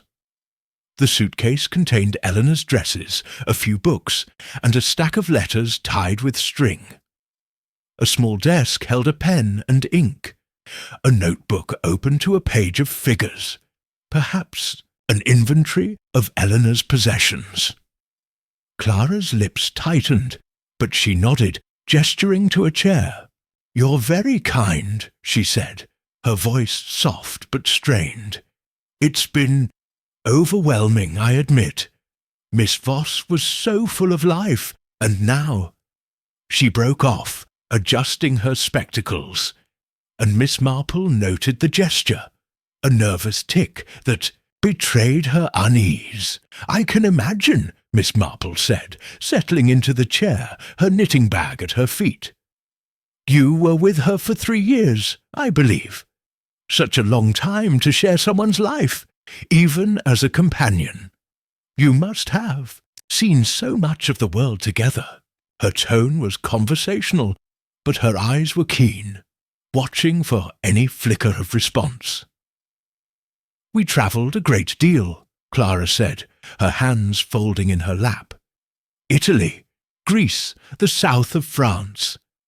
Miss Voss had a passion for art, for history. I arranged the details, hotels, trains, museums. It was my job to make her life seamless." She paused, then added, "She relied on me, you know. I was her shadow, in a way." "A shadow," Miss Marple repeated, her voice thoughtful. "What a curious way to put it. Shadows are so quiet, so unnoticed, yet they see everything, don't they?" She smiled, her eyes meeting Clara's, and for a moment a flicker of wariness crossed Clara's face, quickly masked. "I suppose so," Clara said, her tone flat. "But it's a job, Miss Marple, not a calling. I did what was needed, nothing more." She rose, as if to signal the end of the conversation, and Miss Marple took the hint, standing with a gracious nod. "I shan't keep you," she said, her smile warm. "But if you need a listener, my dear, I'm always here." She left the room, her stick tapping the floor, her mind sifting through the encounter. Clara's nervousness, her careful answers, confirmed what the telegram had suggested. She was hiding something, a past that did not bear scrutiny. The suitcase, the letters, the notebook, all were potential clues, but Miss Marple knew better than to press too soon. Patience, she had learned, was the key to unravelling secrets. Back in the lounge, the guests were gathering for luncheon, their conversations a mix of forced cheer and lingering unease. Mrs. Hargreaves, her blonde curls bouncing, recounted a tale of a near drowning from her youth, her voice carrying over the clink of cutlery. "The sea's a cruel thing," she declared, and that Miss Trent ought to have kept a closer eye on her mistress. "I said so to Mr. Hargreaves, didn't I?" Her husband, slicing his roast beef, grunted his agreement, his attention on his plate. Dr. Blake, seated alone, ate sparingly, his eyes darting toward the door whenever it opened. Miss Marple, watching from her table, noted his agitation, a sign that he was wrestling with something, perhaps a detail from the body's examination, or a suspicion about Clara. She considered approaching him, but decided to wait, sensing that he needed time to resolve his internal conflict. Instead, she turned her attention to the other guests, noting their interactions, their glances toward Clara's empty chair. The young honeymooners, subdued by the tragedy, spoke in whispers, while a retired colonel, newly arrived, listened to Mrs. Hargreaves with polite boredom. After luncheon, Miss Marple took a walk in the hotel's garden, the air fresh with the scent of roses and damp earth. The cliffs loomed above, their shadows stretching across the lawn, and she pictured the cove below, its cave a hidden recess that might yet hold answers. Clara's plan to leave, her fabricated past, the scarf's deliberate placement, all pointed to a scheme, one that required a body and a deception. But whose body? And how had Clara managed it without detection? The questions swirled in her mind, each a thread in a pattern that was slowly taking shape. She returned to the hotel as the afternoon waned, her resolve firm. She would watch Clara closely, noting her movements, her interactions, any sign of a misstep. The telegram from Mr. Raphael was a start, but more would come, she was certain. Details that would expose Clara's true identity and her motives. For now, she would play the role of the unobtrusive spinster, her knitting a shield, her eyes missing nothing. Dinner that evening was a quiet affair, the dining room lit by the soft glow of candles. Clara appeared briefly, her face pale, her bare spectacles glinting in the light. She spoke to no one, eating quickly and retreating to her room, and Miss Marple watched her go, her suspicions deepening. The other guests, sensing the tension, kept their conversations light, but the air was heavy with unspoken questions.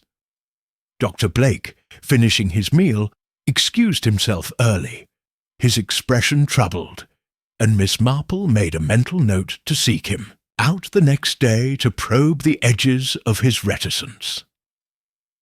As she retired to her room, her knitting bag in hand, Miss Marple felt a quiet certainty growing within her. Clara Trent was no mere companion.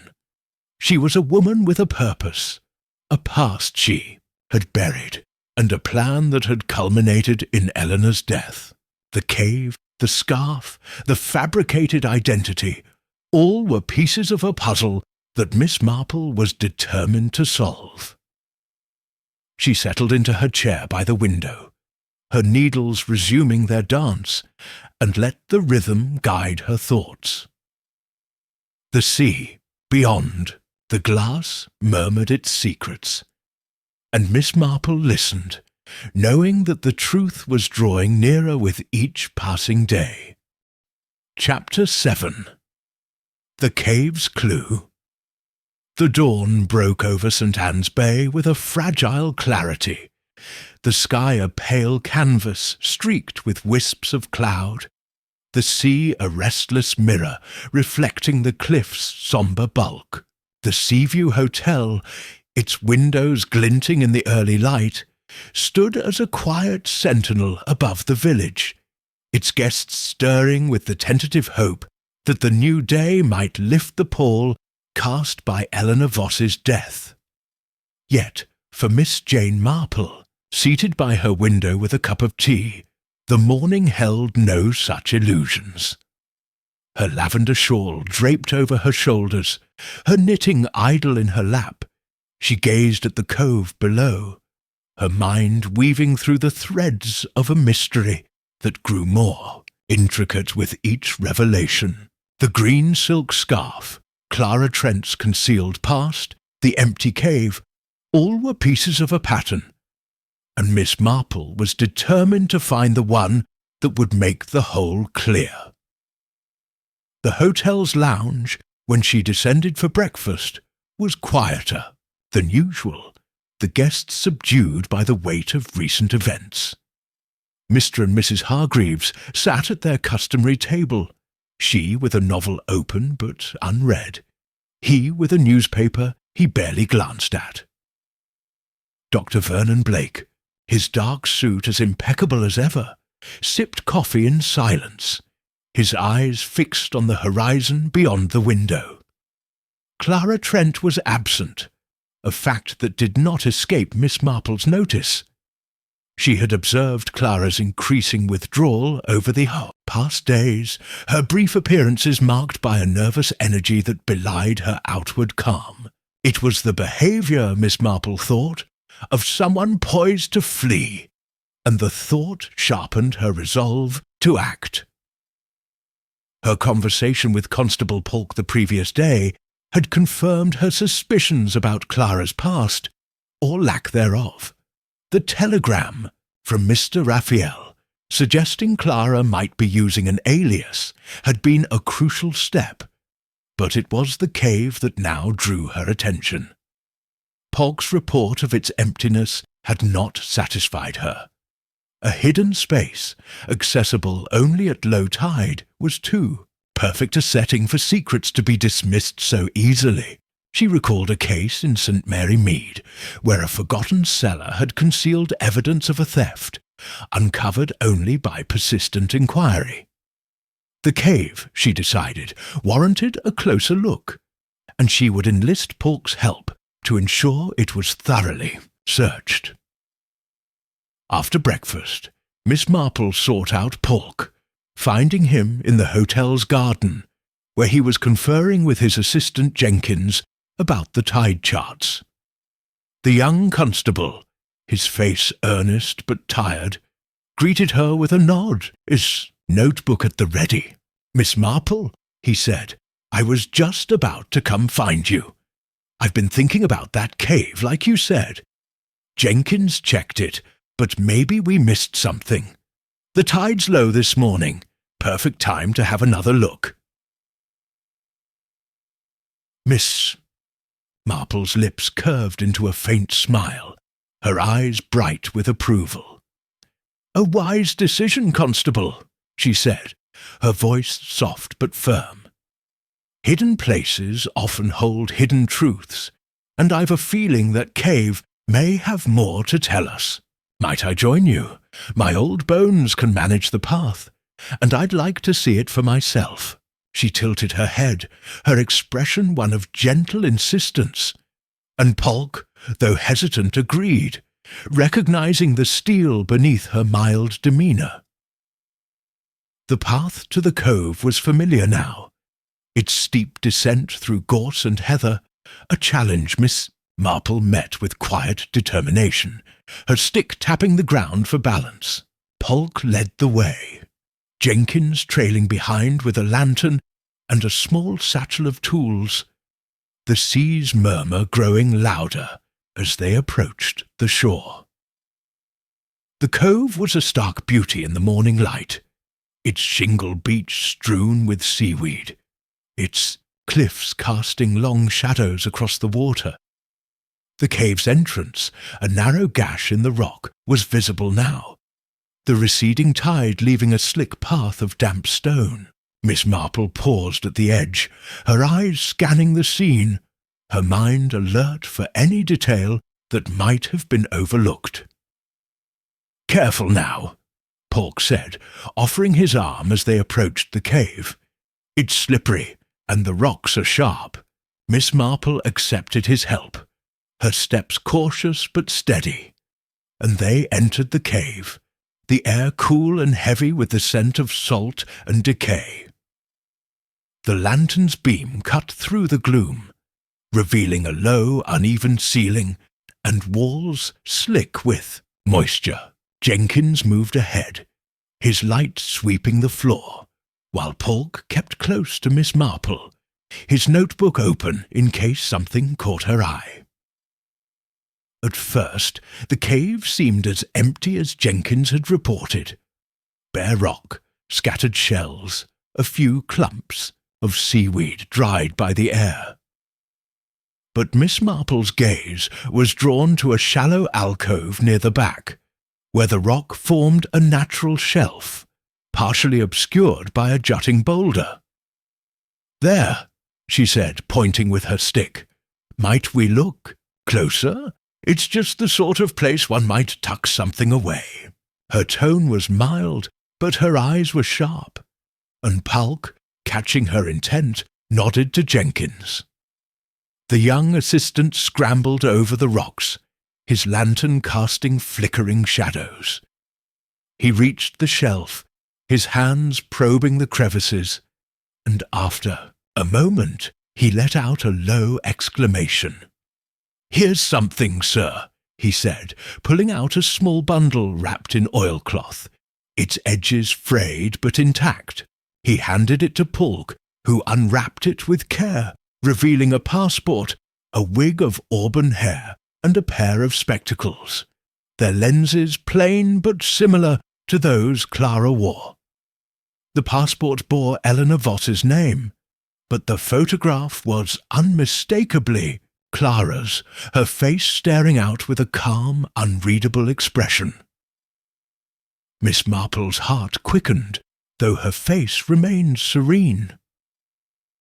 "An identity swap," she murmured, her voice barely audible over the drip of water from the cave's ceiling. "How very clever!" She leaned closer, examining the items without touching them, her mind racing. The wig, the spectacles, the passport, all were tools of deception, designed to allow Clara to assume Eleanor's identity. The implications were chilling. Eleanor's death had been staged, the body in the cove a substitute, and Clara had planned to vanish as Eleanor, leaving her own identity behind. Polk's face was a mask of astonishment, his notebook forgotten in his hand. "It's proof, isn't it?" he said, his voice tight with excitement. Miss Trent was planning something big. But whose body was it, if not Miss Voss's? And where's Miss Voss now? He looked to Miss Marple, his eyes wide, seeking her guidance. Miss Marple's lips pursed, her mind sifting through the possibilities. "We must proceed carefully, Constable," she said, her tone measured. "These items suggest a plan to impersonate Miss Voss, but they don't tell us the whole story. The body in the cove was meant to be taken for Eleanor's, hence the scarf, a deliberate marker. But we need to know who that body was, and whether Miss Voss is still alive, or if she, too, met a darker fate." She paused, then added, "I suggest you detain Miss Trent for questioning, and perhaps inquire about any missing persons in the village, someone unnoticed perhaps, whose absence wouldn't raise an alarm." Polk nodded, his resolve firming.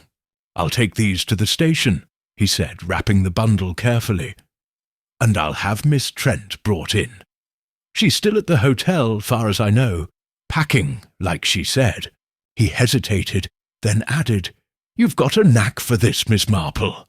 I'd have missed that shelf altogether." Miss Marple smiled, her eyes twinkling with a hint of mischief. "One learns to look in corners, Constable," she said. "The world is full of them, and they often hold the truth." She followed Polk and Jenkins out of the cave, the sunlight a sharp contrast to the gloom within, and they made their way back to the hotel, the bundle of evidence tucked safely in Polk's satchel. At the Seaview, the lounge was a buzz of subdued activity. The guests gathered for morning tea, their conversations a mix of speculation and fatigue. Clara Trent was in her room, according to the porter, and Polk headed upstairs to summon her, his steps brisk with purpose. Miss Marple settled into her chair by the fireplace, her knitting resumed, but her mind was far from the wool in her hands. The cave's clue had confirmed her suspicions. Clara had orchestrated a deception, one that required a body to pass as Eleanor's. But whose? And how had Clara managed it without detection?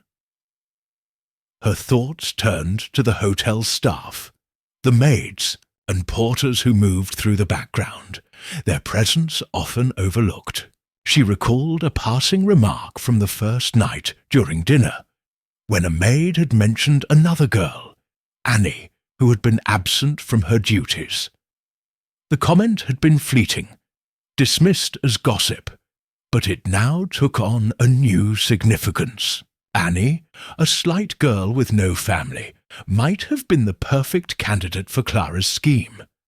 A body that would not be missed, dressed in Eleanor's clothes and scarf to mislead the authorities.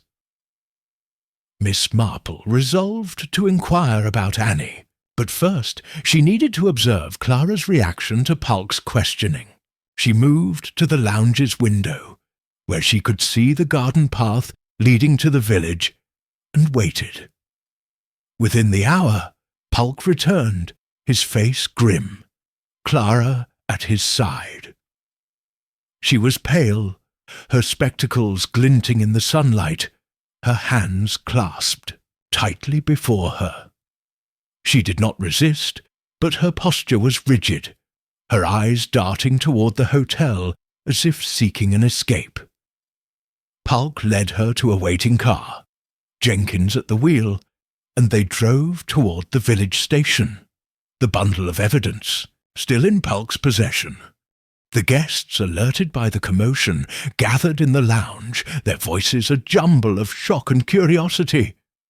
Mrs. Hargreaves, her novel forgotten, declared it a scandal, her eyes bright with excitement.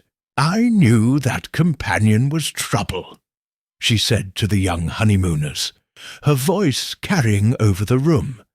"Buying that scarf, acting so calm, it's all coming out now, isn't it?" Mr. Hargreaves, for once, agreed, his newspaper folded on the table. Dr. Blake, standing by the window, watched the car disappear, his expression troubled, his hands clasped behind his back. Miss Marple, listening to the chatter, noted Blake's agitation. He had been reserved since the inquest, his testimony about the body's condition delivered with a precision that masked something deeper. She suspected he had noticed a discrepancy, perhaps in the body's appearance, or in the scarf's placement, that he had not shared. She made a mental note to speak with him, to probe the edges of his reticence. But for now, her focus was on Annie, the missing maid, whose absence might hold the key to the body's identity. She approached the hotel's manager, Mr. Penrose, a wiry man with a nervous habit of smoothing his moustache.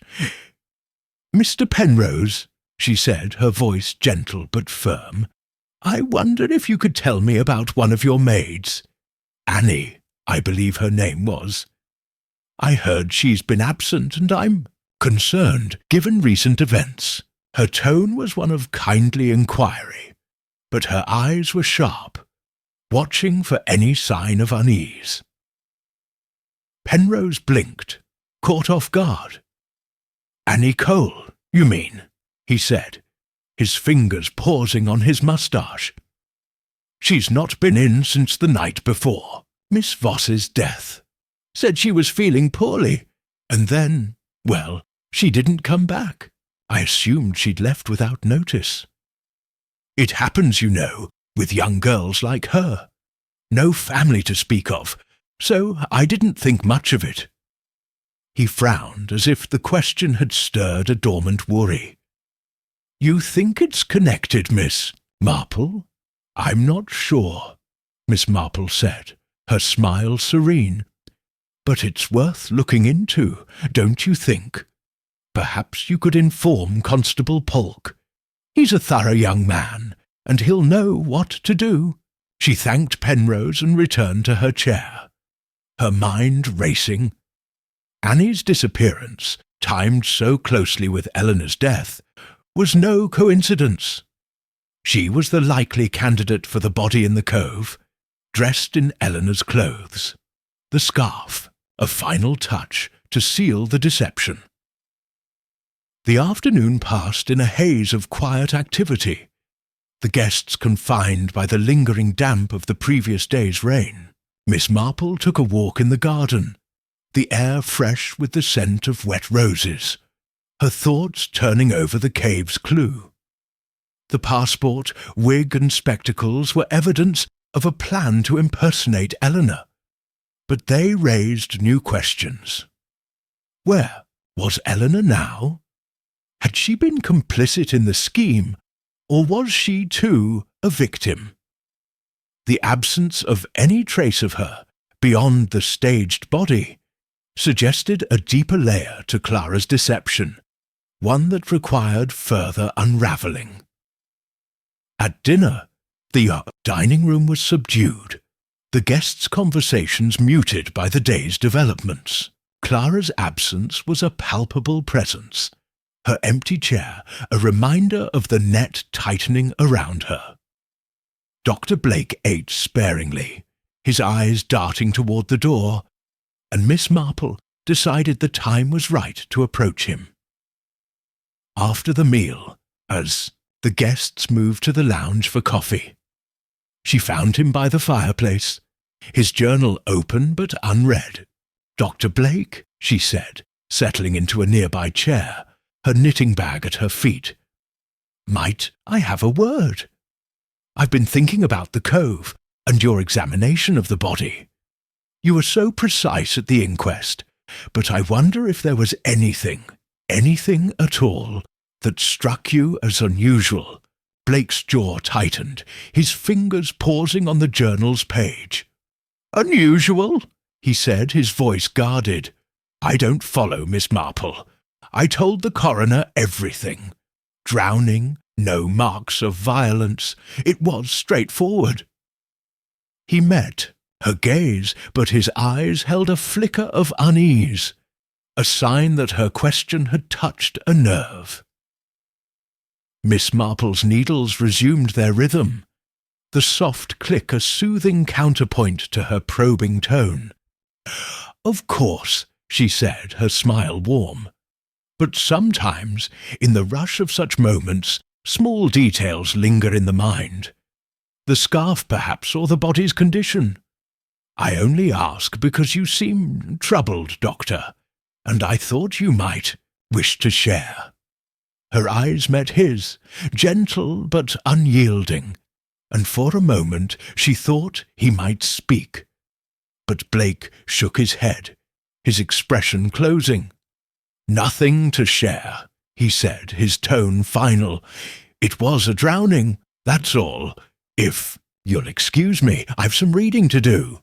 He rose, his journal tucked under his arm, and left the lounge, his steps brisk but unsteady. Miss Marple watched him go, her suspicions confirmed.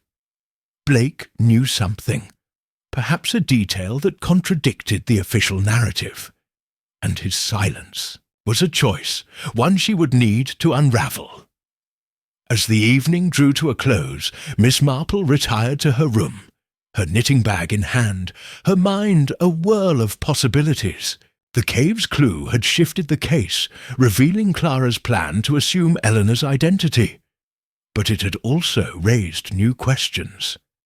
Annie Cole, the missing maid, was likely the body in the cove, but Eleanor's fate remained unclear.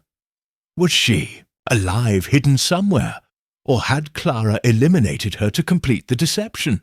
The answers, Miss Marple knew, lay in Clara's next move, and in the secrets Blake was withholding.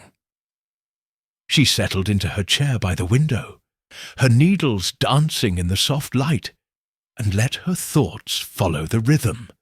The sea beyond the glass was a restless grey, its waves whispering of truths yet to be uncovered. Clara Trent, with her hidden past and calculated plan, was at the heart of this mystery, and Miss Marple was determined to bring her to light, one careful stitch at a time. Chapter 8. The Maid's Disappearance. The morning light crept over St. Anne's Bay with a hesitant glow, the sea a muted silver under a sky veiled with thin clouds. The Seaview Hotel, its ivy-clad walls softened by the dawn's gentle touch, stood as a quiet witness to the unfolding drama within its walls. The discovery in the cave, the passport wig and spectacles, had shifted the ground beneath the mystery of Eleanor Voss's death, revealing Clara Trent's audacious plan to assume her employer's identity.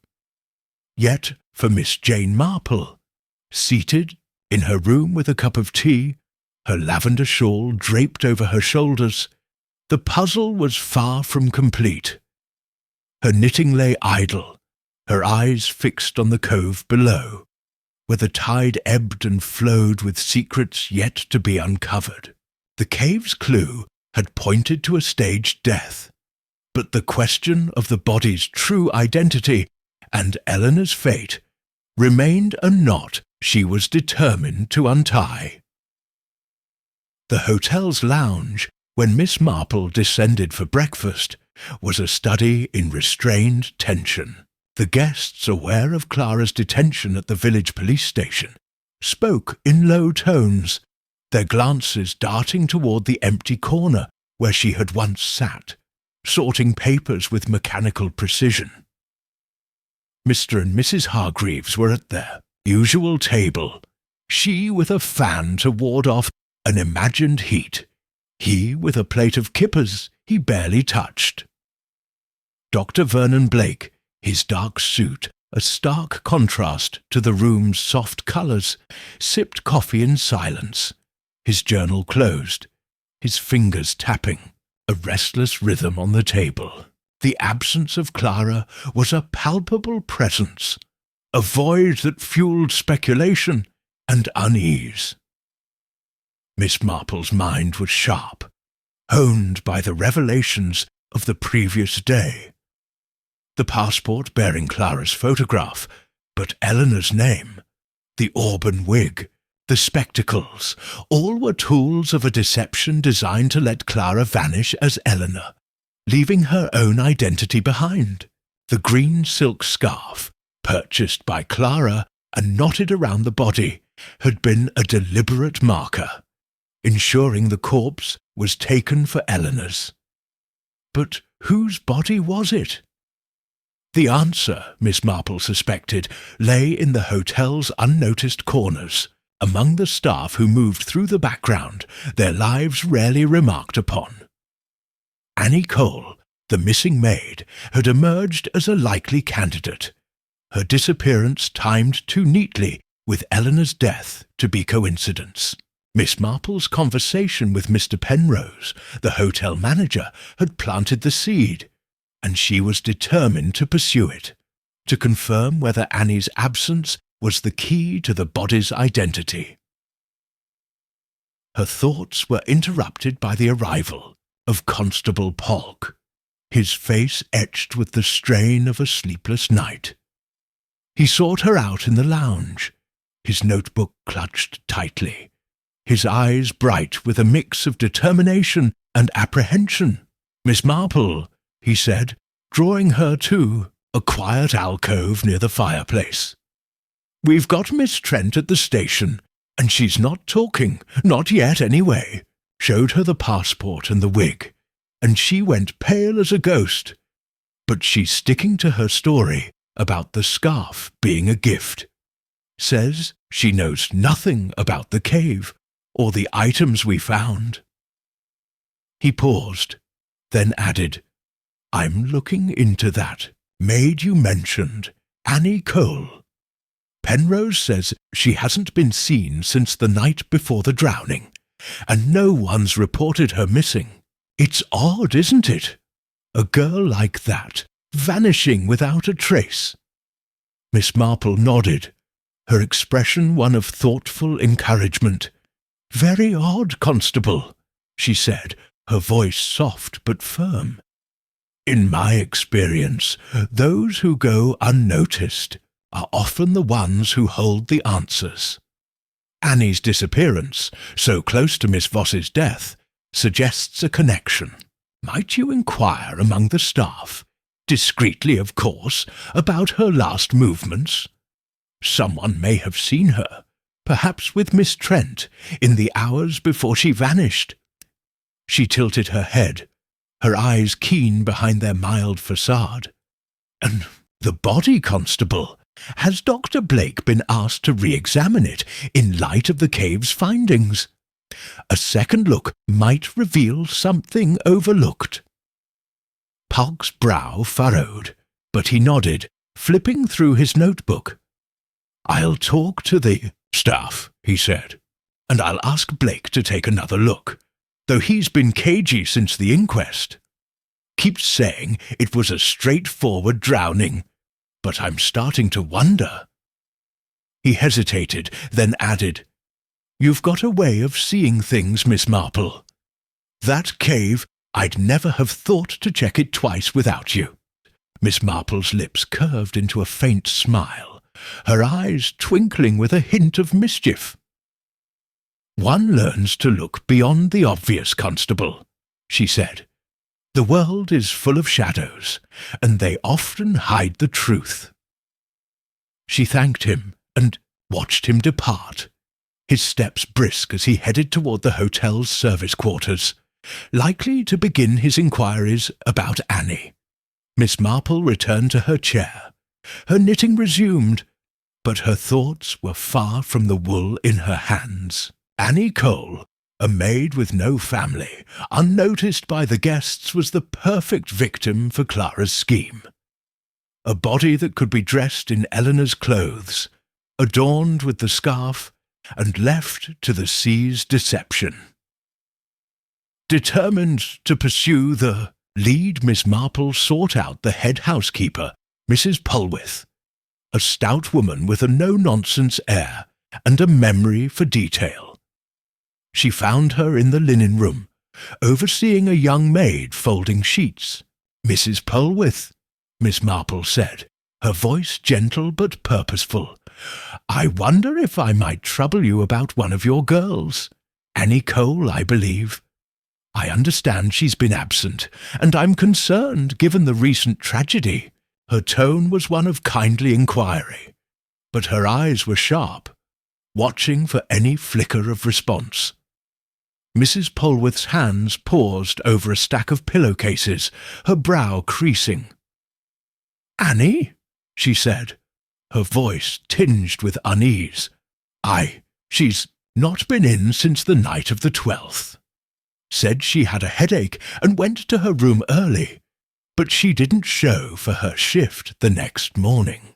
I sent another girl to check, but her bed was empty, her things still there. Clothes, a few trinkets, nothing missing. I thought she'd run off, maybe with a lad from the village. It happens, you know, with girls her age." She frowned, then added, "But now, with all this talk of Miss Voss, you think something's happened to her?" "I'm not sure," Miss Marple said, her smile serene. But it's worth looking into, don't you think? Did Annie ever mention Miss Trent? Or perhaps an encounter with her that night? Even a small detail could be helpful." She leaned forward slightly, her expression one of gentle encouragement. Mrs. Polwarth's eyes narrowed, as if sifting through her memory. "Now you mention it," she said slowly, "one of the girls, Mary, I think, said she saw Annie talking to Miss Trent in the service corridor late that night. Looked like an argument, Mary said, though she couldn't hear what it was about. Annie was upset, kept shaking her head, and Miss Trent was speaking sharp-like, not her usual quiet self.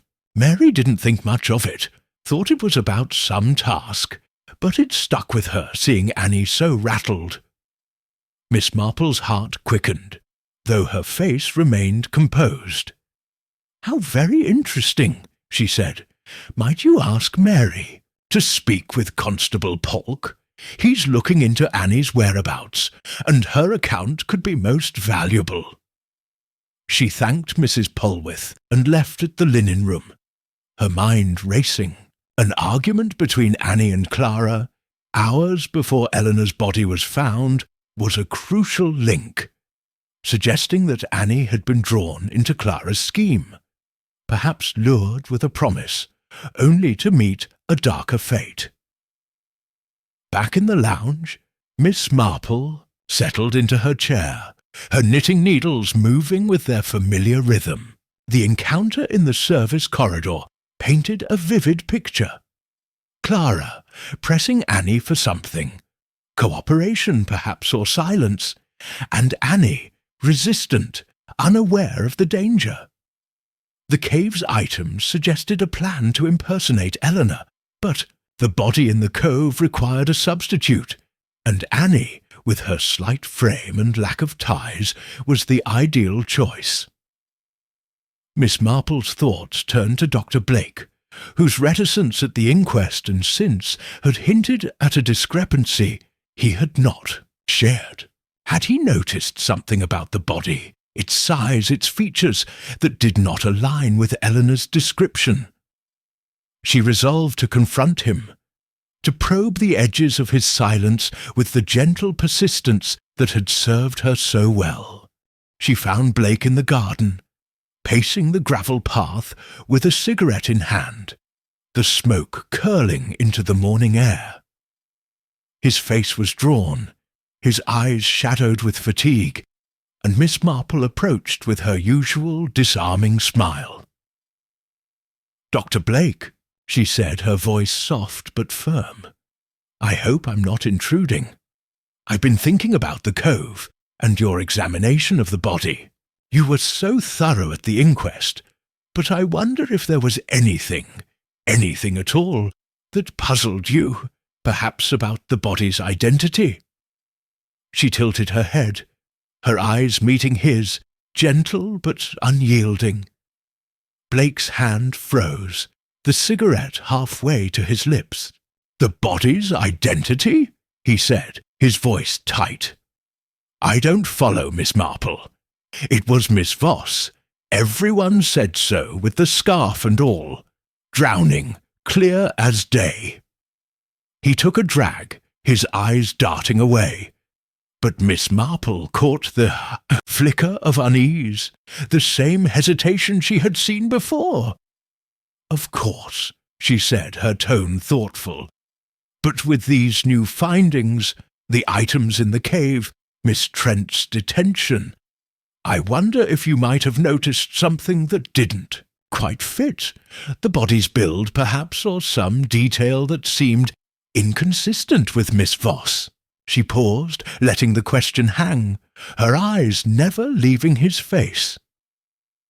Blake's jaw tightened, and for a moment she thought he might brush her off. But then he exhaled, the smoke curling upward, and his shoulders slumped slightly.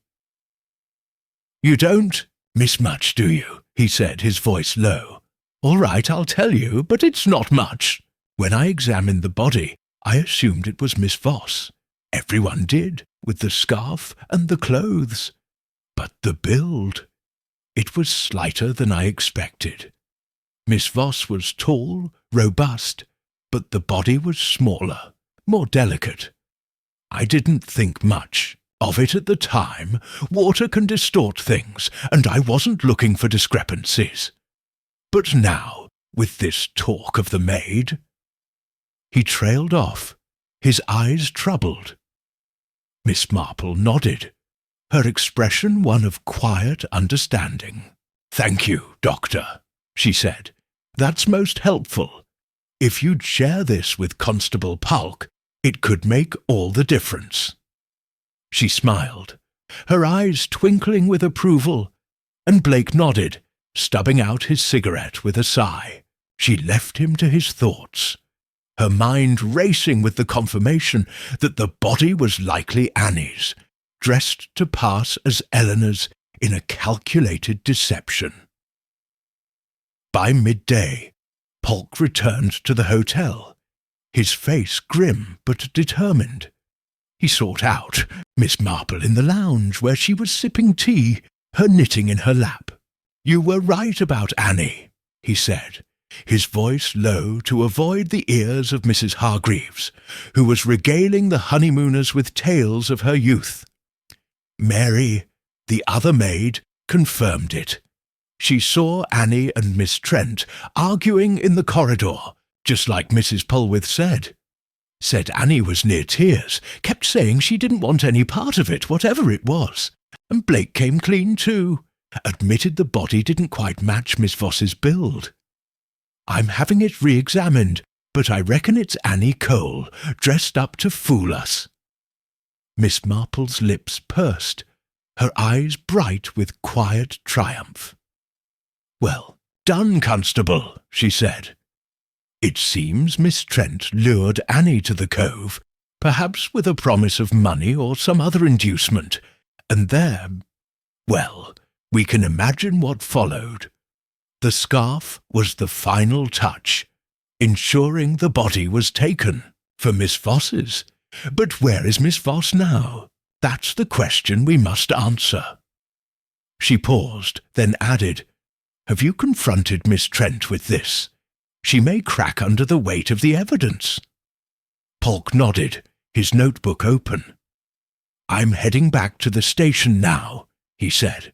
"I'll show her the maid's statement, Blake's admission, the cave's items, everything. If she's got any sense, she'll talk." He tipped his hat, his resolve firm, and Miss Marple watched him go, her thoughts turning to the confrontation that would surely follow. The afternoon passed in a haze of quiet activity, the guests confined by the lingering chill of the morning. Miss Marple took a walk in the garden, the air sharp with the scent of damp roses, her mind sifting through the case's final pieces. Annie's death, staged as Eleanor's, was a bold move, but it left the question of Eleanor's fate unanswered. Had she been complicit, or was she another victim, hidden or disposed of to complete Clara's scheme? The passport suggested Clara intended to flee as Eleanor. But without Eleanor's body, the plan's success hinged on no one questioning her absence. A risky gamble, unless Eleanor was already gone. At dinner, the dining room was subdued, guests' conversations muted by the day's developments. Mrs. Hargreaves, undeterred, speculated loudly about Clara's motives, her voice carrying over the clink of cutlery. "She wanted the money, mark my words," she said to the Colonel, who nodded politely, but with little interest. A companion, living in the shadows, and then, poof, she's Miss Voss, with all her wealth. Mr. Hargreaves, for once, did not contradict her, his eyes on his soup. Miss Marple, seated near the window, watched the sea churn under the fading light, its waves a reminder of the cove's dangers. Clara's plan, she realized, was a delicate balance of audacity and precision, but it had faltered under scrutiny. Annie's death, The cave's clue, Blake's admission, all were threads that had unravelled her deception. The final piece, she knew, would come from Clara herself, under the pressure of Polk's questioning. As she retired to her room, her knitting bag in hand, Miss Marple felt a quiet certainty settling within her. Clara Trent, with her hidden past and calculated scheme, was cornered, and the truth was within reach. She settled into her chair by the window, her needles resuming their dance, and let the rhythm guide her thoughts. The sea, beyond the glass, whispered its secrets, and Miss Marple listened, knowing that the next day would bring the resolution she had sought from the start. Chapter 9. The Confession. The morning sun rose over St. Anne's Bay with a reluctant glow, its rays piercing the thin mist that clung to the cliffs and sea. The Seaview Hotel, its ivy-clad walls damp with dew, stood as a silent observer to the drama that had unfolded within its confines. The discovery of Annie Cole's likely role as the body in the cove, coupled with the damning evidence from the cave, a passport, wig, and spectacles, had tightened the net around Clara Trent. Yet, for Miss Jane Marple, seated in her room with a cup of tea, her lavender shawl draped over her shoulders, the case was not yet closed. Her knitting lay untouched, her eyes fixed on the horizon, where the sea churned with secrets that were now within reach. Clara's detention at the village police station, under the weight of mounting evidence, promised a reckoning, and Miss Marple was determined to see it through, to unravel the final threads of a deception that had cost at least one life. The hotel's lounge, when she descended for breakfast, was a hushed tableau of anticipation. The guests, aware of Clara's questioning, gathered in small knots, their voices low, their eyes darting toward the windows, as if expecting news to arrive with the morning tide. Mr. and Mrs. Hargreaves sat at their usual table, she with a handkerchief clutched for dramatic effect. He with a plate of toast he barely touched. Dr. Vernon Blake, his dark suit a stark contrast to the room's soft hues, sipped coffee in silence, his journal closed, his fingers still. The absence of Clara, once a quiet fixture in the corner, was a void that fueled the guests' speculation, their whispers a mix of shock and vindication. Miss Marple's mind was sharp, honed by the revelations of the past days. The cave's evidence had confirmed Clara's plan to impersonate Eleanor Voss, using Annie Cole's body, dressed in Eleanor's clothes and the green silk scarf, to stage a drowning. Dr. Blake's admission that the body's build did not match Eleanor's, combined with the maid Mary's account of Clara's argument with Annie, had painted a vivid picture of deception. Yet the question of Eleanor's fate lingered. Was she alive, complicit in the scheme, or had Clara eliminated her to ensure the plan's success? Miss Marple's thoughts turned to Clara's demeanour, her calculated calm, her nervous tics under pressure, and she sensed that the confrontation at the police station would break her resolve, revealing the truth at last. Her reverie was interrupted by the arrival of Constable Polk, his face etched with the strain of a long night. He sought her out in the lounge, his notebook clutched tightly, his eyes bright with a mix of triumph and exhaustion. "Miss Marple," he said, drawing her to a quiet alcove near the fireplace. "We've got her. Miss Trent confessed, broke down this morning when I showed her the evidence. The passport, the wig, Mary's statement, Blake's doubts about The body, it was too much. She's told us everything, or near enough." He paused, flipping through his notebook, his voice low to avoid the ears of a passing maid. "It's a grim tale, and I'd value your thoughts if you've a moment." Miss Marple nodded, her expression one of quiet encouragement. "Of course, Constable," she said, her voice soft but firm. "A confession is a start, but the details matter. Tell me what she said, and we'll see how it fits." She settled into a chair, her knitting bag at her feet, her eyes keen behind their mild facade, ready to sift through Clara's words for the truth, and any omissions. Polk took a deep breath, his notebook open to a page filled with hurried scrawl. "It started with her resentment," he said. "Miss Trent said she'd been with Miss Voss for 3 years, always in her shadow, managing her life while getting no credit. Miss Voss was wealthy, commanding, used to having her way. And Clara, well, she said she grew to hate it, the endless deference, the way Miss Voss treated her like a servant. She saw a chance to take it all, the money, the freedom, the life Miss Voss had. Said she'd been planning it for months, ever since they came to St. Anne's Bay." Miss Marple's lips pursed slightly, her mind recalling Clara's guarded demeanour, her precise answers. "A bold plan," she murmured. "And the body in the cove? Was it Annie Cole, as we suspected?" Polk nodded, his face grim. "Aye, it was Annie. Clara admitted she picked her out, knew Annie had no family, no one to miss her. Said she befriended her, got her talking in the service corridor that night. Offered her money to help with a small task, she called it. Annie didn't know what she was getting into, but she was desperate, needed the cash for a sick aunt, or so she told Clara.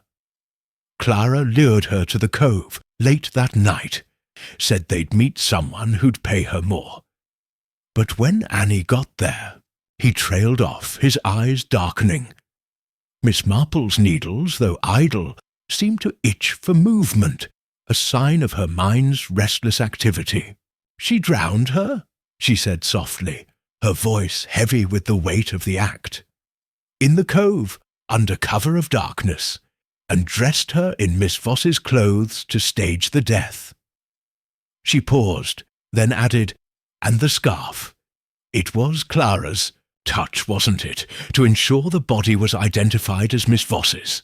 "Exactly," Polk said, his voice tight. "Clara bought the scarf, like Mrs. Trelawney said, and knotted it round Annie's neck after it was done. Said it was to make sure everyone thought it was Miss Voss. No questions asked. She'd planned to use the passport and wig to leave as Miss Voss, head abroad, live off her fortune. Hid the items in the cave till she could slip away." He shook his head, his expression a mix of disbelief and disgust. "Cold as ice, she was, planning it all."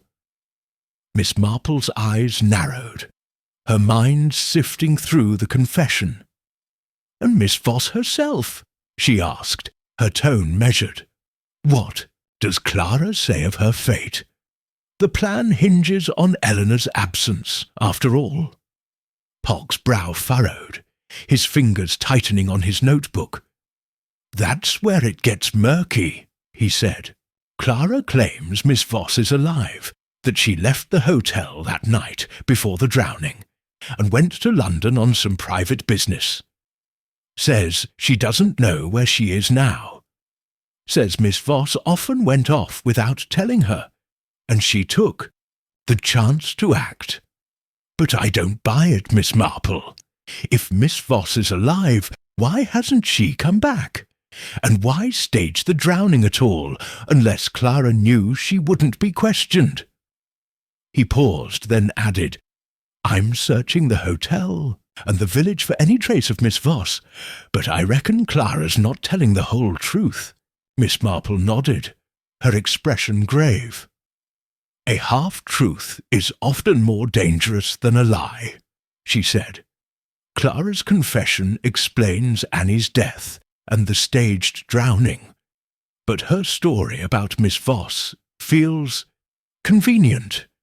If Eleanor is alive, she must be found, and if not, we must consider that Clara had a hand in her fate as well." She leaned forward, her eyes meeting Polk's. "Might I suggest, Constable, that you search Clara's room thoroughly? Letters, notes, anything she might have hidden could point to Miss Voss's whereabouts, or confirm a darker outcome." Polk nodded, his resolve firming. "I'll do that," he said, "and I've got men checking the village, the train station, anywhere Miss Voss might have gone. If she's out there, we'll find her. As for Clara, she's staying put till we sort this out. I've charged her with Annie's murder, but if there's more to it, I'll need all the evidence I can get." He tipped his hat, his eyes grateful. "You've been a godsend, Miss Marple. I'd be floundering without you." Miss Marple's lips curved into a faint smile, her eyes twinkling with a hint of mischief. "One does what one can, Constable," she said. "The truth has a way of surfacing, if you know where to look." She watched him depart, his steps brisk as he headed toward the hotel's upper floor, likely to search Clara's room. Miss Marple returned to her chair, her knitting bag at her feet, but her thoughts were far from the wool in her hands. Clara's confession was a breakthrough, but it left gaps. Eleanor's fate, the full extent of Clara's motives, that demanded further scrutiny. Determined to pursue the loose ends, Miss Marple sought out Dr. Blake, whose reticence had been a persistent thread in the case. She found him in the garden, seated on a bench overlooking the sea, his cigarette sending curls of smoke into the morning air. His face was drawn, his eyes shadowed with fatigue, and Miss Marple approached with her usual disarming smile. "Dr. Blake," she said, settling beside him, her stick resting against the bench, "I hope I'm not intruding. I've been thinking about your role in this sad affair, and I'm grateful for your honesty about the body's build. It's made all the difference, you know." Blake's hand paused, the cigarette halfway to his lips. "Honesty," he said, his voice low but edged with strain. "I should have spoken up sooner, Miss Marple. I knew something wasn't right.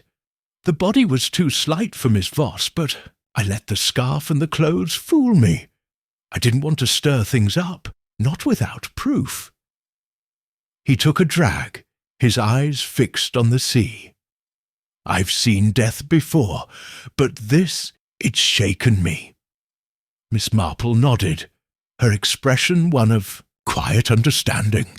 "It's a heavy burden, Doctor," she said, "but your candour has helped bring the truth to light. Tell me, did you notice anything else about the body? Anything that might suggest what happened to Miss Voss herself? Clara's story is incomplete, and I wonder if you saw something that could guide us."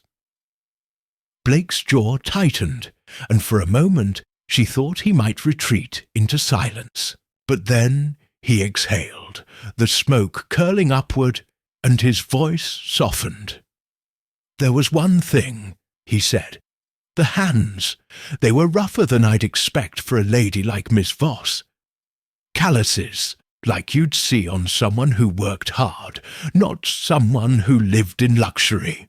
I didn't think much of it at the time. Thought it was the water, maybe, or my imagination. But now, knowing it was likely the maid—" He trailed off, his eyes troubled. Miss Marple's eyes brightened, though her face remained serene. "A "Valuable observation," she said. "It confirms Annie Cole as the victim, and it raises questions about Miss Voss's whereabouts. If you'd share this with Constable Polk, it could strengthen the case." She paused, then added, "And if anything else comes to mind, Doctor, you know where to find me." She smiled, her eyes meeting his, and Blake nodded, stubbing out his cigarette with a sigh. Miss Marple left him to his thoughts, her mind racing with the new detail. The calloused hands were a subtle but crucial clue, solidifying Annie's identity and casting further doubt on Clara's claim that Eleanor was alive. She recalled a case in St. Mary Mead where a single overlooked detail, a scuff on a shoe, had revealed a murderer's identity. The hands, like the scarf, were a thread in the pattern, and Miss Marple was determined to follow it to its end. By midday, Polk returned to the hotel, his face a mix of determination and unease. He sought out Miss Marple in the lounge, where she was sipping tea, her knitting in her lap. "We've searched Miss Trent's room," he said, his voice low to avoid the ears of Mrs. Hargreaves, who was regaling the Colonel with tales of her cousin's brush with crime. "They've found a letter, hidden in the lining of her suitcase. It's from Miss Voss, dated the night before the drowning, saying she was leaving for London on urgent business and would be back in a week. Clara didn't mention it, which makes me think she's lying about Miss Voss being alive. I'm sending men to check the London address, but I reckon Miss Voss never made it there." Miss Marple's lips pursed, her eyes bright with quiet triumph. "A hidden letter," she said. "How telling. It suggests Clara knew Miss Voss's plans and used them to her advantage, perhaps ensuring she never reached London. Have you asked Clara about this letter, Constable? It might be the final push she needs to tell the whole truth." Polk nodded, his notebook open. "I'm heading back to the station now," he said. "I'll confront her with the letter, see if she cracks again.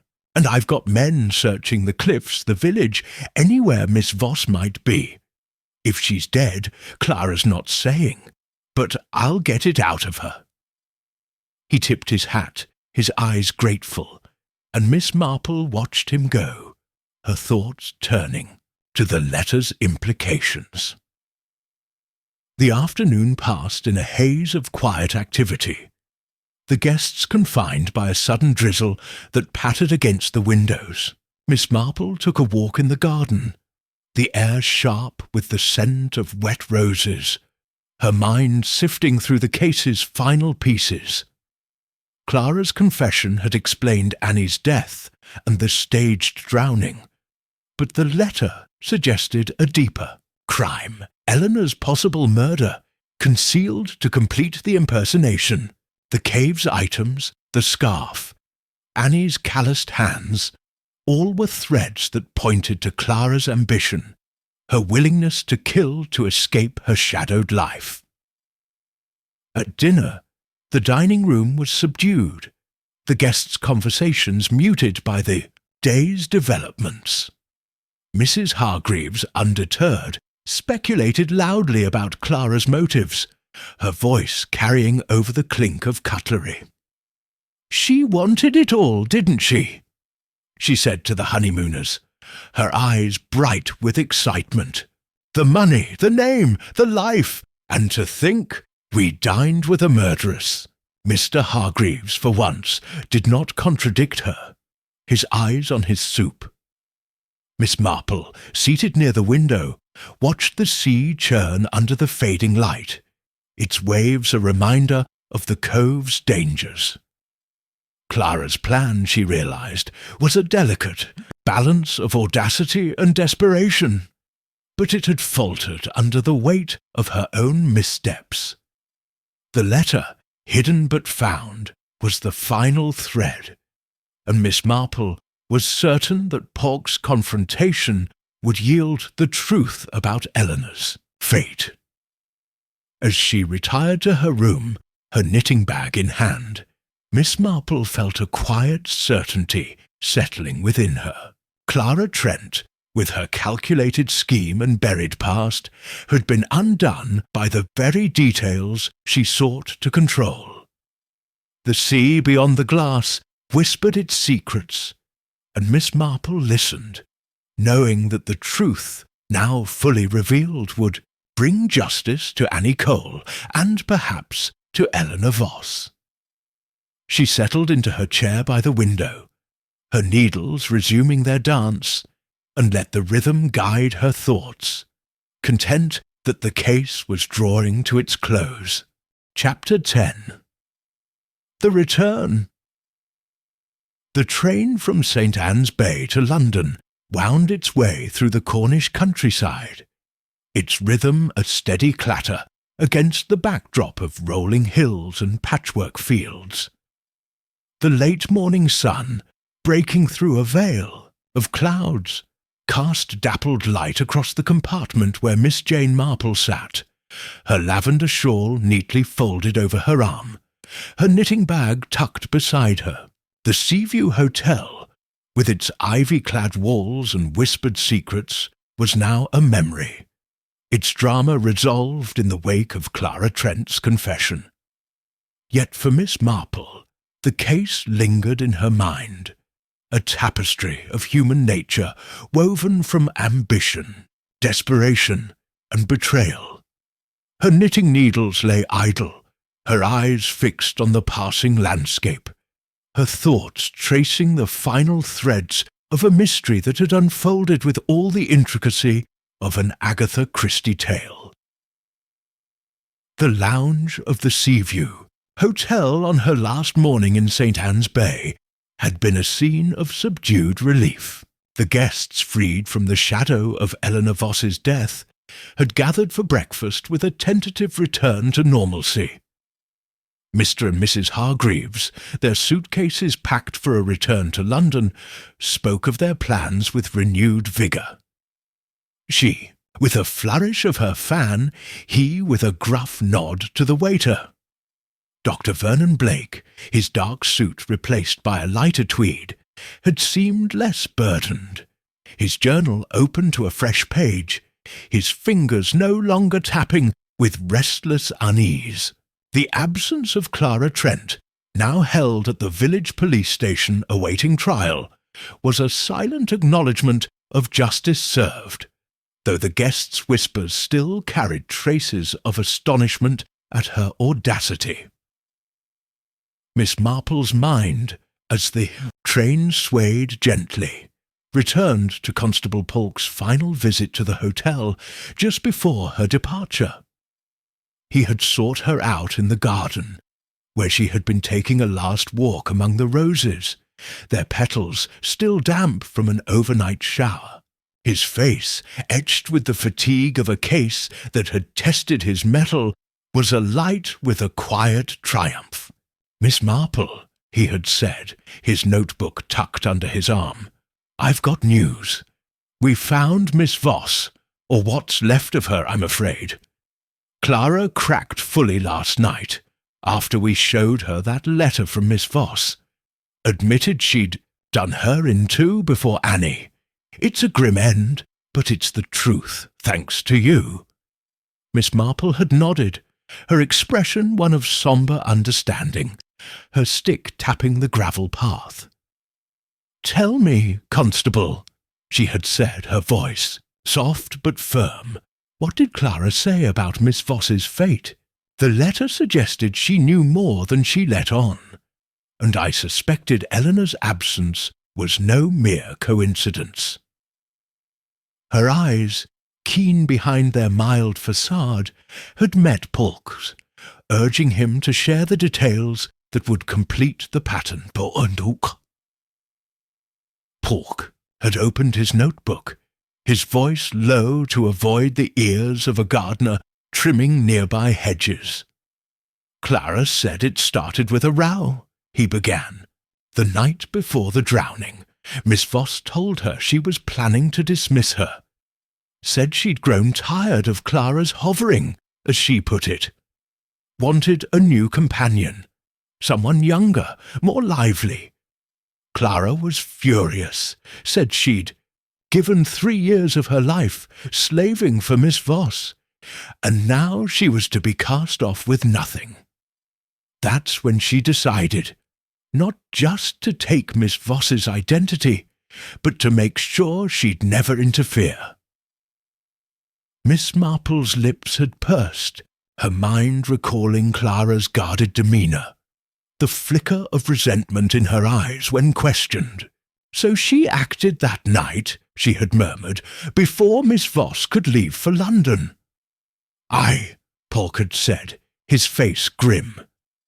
Clara admitted she followed Miss Voss to her room after dinner, when the hotel was quiet. Said she'd slipped a sedative into her tea earlier. Nothing lethal, just enough to make her drowsy. When Miss Voss was asleep, Clara, well, she smothered her with a pillow. Quick, she said, and silent, dragged the body to a storage closet in the service wing, where no one would look, and hid it there till she could deal with it later. That's why no one saw Miss Voss leave. The letter about London was just a cover Clara used to buy time. Miss Marple had nodded, her thoughts turning to the audacity of Clara's plan. And Annie Cole? She had asked. How did she fit into the scheme once Eleanor was gone? Polk's fingers had tightened on his notebook, his voice heavy with the weight of the truth. Clara needed a body to pass as Miss Voss's, to make the drowning stick. She'd already been working on Annie, knew she was desperate for money, no family to ask questions. That night, after dealing with Miss Voss, Clara lured Annie to the cove, said she'd get a big sum if she helped with a job. Annie didn't suspect a thing till it was too late.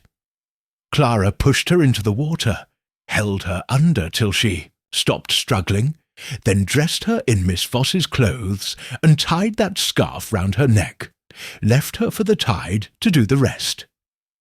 Miss Marple's eyes had darkened, though her face remained serene. A double murder, she had said, softly, all to steal a life that wasn't hers. And the cave? The passport? The wig? Those were her escape, weren't they?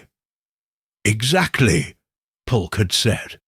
Clara planned to lie low till the inquest was over, then slip away as Miss Voss, using the passport and wig to board a ship abroad. She'd hidden them in the cave, figuring no one would look there. Said she'd been saving money from Miss Voss's accounts, small sums siphoned off over months to fund her new life. If it hadn't been for you, Miss Marple, she might have pulled it off. He had paused, his eyes grateful. We found Miss Voss's body in that closet, just where Clara said, wrapped in a tarp, hidden behind some crates. Blake's examining it now, but it's her all right. Miss Marple had smiled, her eyes twinkling with a hint of modesty. One does what one can, Constable, she had said. Human nature is a curious thing, and it leaves traces if you know where to look. She had thanked him, her stick tapping the path as she returned to the hotel, her mind sifting through the confession's details. Clara's ambition, Annie's vulnerability, Eleanor's arrogance, all had converged in a tragedy that echoed the darker corners of St. Mary Mead, where greed and resentment often wore the mask of respectability. Now, as the train rattled toward London, Miss Marple's thoughts turned to the guests who had played their parts in the drama. Mrs. Hargreaves, with her theatrical flair, had sensed Clara's duplicity, though her suspicions were more instinct than insight. Mr. Hargreaves, gruff and practical, had dismissed the whispers, content to let the authorities handle it. Dr. Blake, whose hesitation had nearly derailed the truth, had redeemed himself with his belated candour, his observation of the body's calloused hands, a crucial thread in the pattern. Each, in their way, had reflected the human tendencies Miss Marple knew so well. Curiosity, denial, guilt, and ultimately the need for resolution. The compartment was quiet, save for the occasional rustle of a newspaper from a fellow passenger. A portly gentleman engrossed in the financial pages. Miss Marple's eyes drifted to her knitting bag, where a half-finished scarf lay coiled, its soft wool a reminder of the case's many threads. She had begun it on her first evening at the Seaview, the click of her needles a counterpoint to Eleanor's commanding voice, Clara's deferential nods. Now, as she neared St. Mary Mead, the scarf was a memento of a mystery solved, its pattern a mirror of the careful stitching that had unravelled Clara's deception. Her thoughts turned to Clara herself, now facing the consequences of her actions. The confession, wrung from her under the weight of evidence, the cave's items, the maid's statement, the hidden letter, Blake's doubts, had been a study in desperation.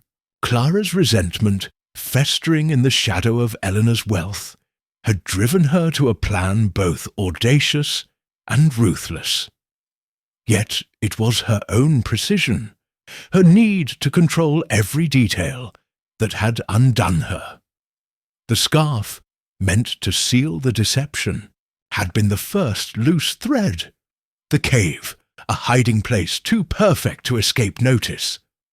The letter, a misstep that betrayed her knowledge of Eleanor's fate. Miss Marple, who had seen such patterns before, felt a pang of pity for Clara, not for her crimes, but for the waste of a mind that could have chosen a different path. The train slowed as it approached a small station, its platform bustling with villagers and travellers, their faces a blur of everyday concerns. Miss Marple's mind wandered to St. Mary Mead, where her cottage awaited, its rose garden in need of tending, its quiet rhythms a balm after the turmoil of St. Anne's Bay. She thought of her nephew, Raymond West, whose insistence on this holiday had unwittingly plunged her into a mystery. He would be amused, she supposed, to hear of her exploits, though he would likely attribute her success to luck, rather than the keen observation he so often underestimated. She smiled faintly, her eyes crinkling at the corners, and resolved to write him a letter, teasing him gently for his well-meaning meddling. The case had reminded her, as always, of the universality of human nature.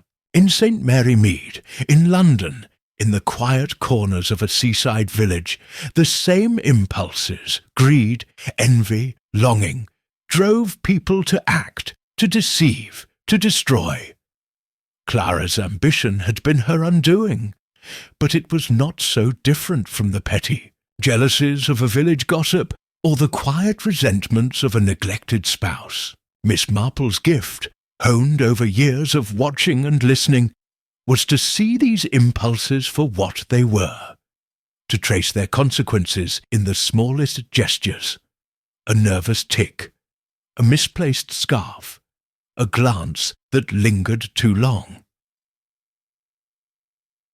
As the train resumed its journey, Miss Marple opened her knitting bag, pulling out the half-finished scarf. Its soft green wool, chosen on a whim before her trip, was an ironic echo of the scarf that had sparked the case, though she had not known it then. She began to knit, her needles moving with their familiar rhythm, the click a soothing counterpoint to the train's clatter. The scarf would be a gift, perhaps for her maid, Cherry, who had a fondness for bright colours. The act of knitting, like the act of solving a mystery, was one of patience, of seeing the whole in the parts, of trusting that each stitch would find its place. The compartment's other occupant, the portly gentleman, glanced up from his newspaper, his eyes curious.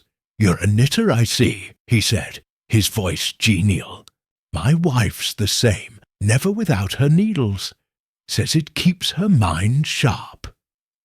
Miss Marple smiled, her eyes twinkling with a hint of mischief. "It does, indeed," she said. "There's something about knitting that clarifies the mind, don't you think? One sees patterns, connections, where others might see only wool." She paused, then added, "I've just come from a seaside holiday, and I found it quite illuminating." The gentleman chuckled, returning to his paper. "Sounds like quite a trip," he said, unaware of the understatement. Miss Marple's smile widened, and she resumed her knitting, her thoughts drifting back to the case. She recalled a moment from the inquest, when Clara's composure had first faltered, a fleeting crack in her facade that had set Miss Marple on her path. She thought of Annie Cole, whose life had been snuffed out for her vulnerability, and of Eleanor Voss, whose arrogance had blinded her to the danger in her shadow. Each had played their part, and Miss Marple, with her quiet persistence, had brought their story to light. The train neared London, its whistle a sharp note against the hum of the countryside. Miss Marple tucked her knitting away, her scarf a little longer, its pattern a little clearer. She would change trains for St. Mary Mead, where her cottage and her garden awaited, their simplicity a contrast to the complexity of human motives. She thought of the village's familiar faces, Mrs. Price at the post office, the vicar with his endless sermons, the young couple whose quarrels echoed through the high street, and knew that, even there, mysteries lay in wait, small, but no, less human for their scale. As the train pulled into the station, Miss Marple gathered her belongings, her shawl draped over her arm, her knitting bag secure at her side. The platform was a bustle of activity, travellers hurrying to their destinations, porters calling out for luggage. She stepped onto the platform, her stick tapping the ground, her eyes bright with the quiet satisfaction of a job well done. The case of Eleanor Voss and Annie Cole was closed, but Miss Marple knew that others would follow, drawn from the endless well of human nature. She smiled faintly, her heart light, and made her way to the connecting train, ready to return to the village where, as she had learned, the world's secrets were never far from home.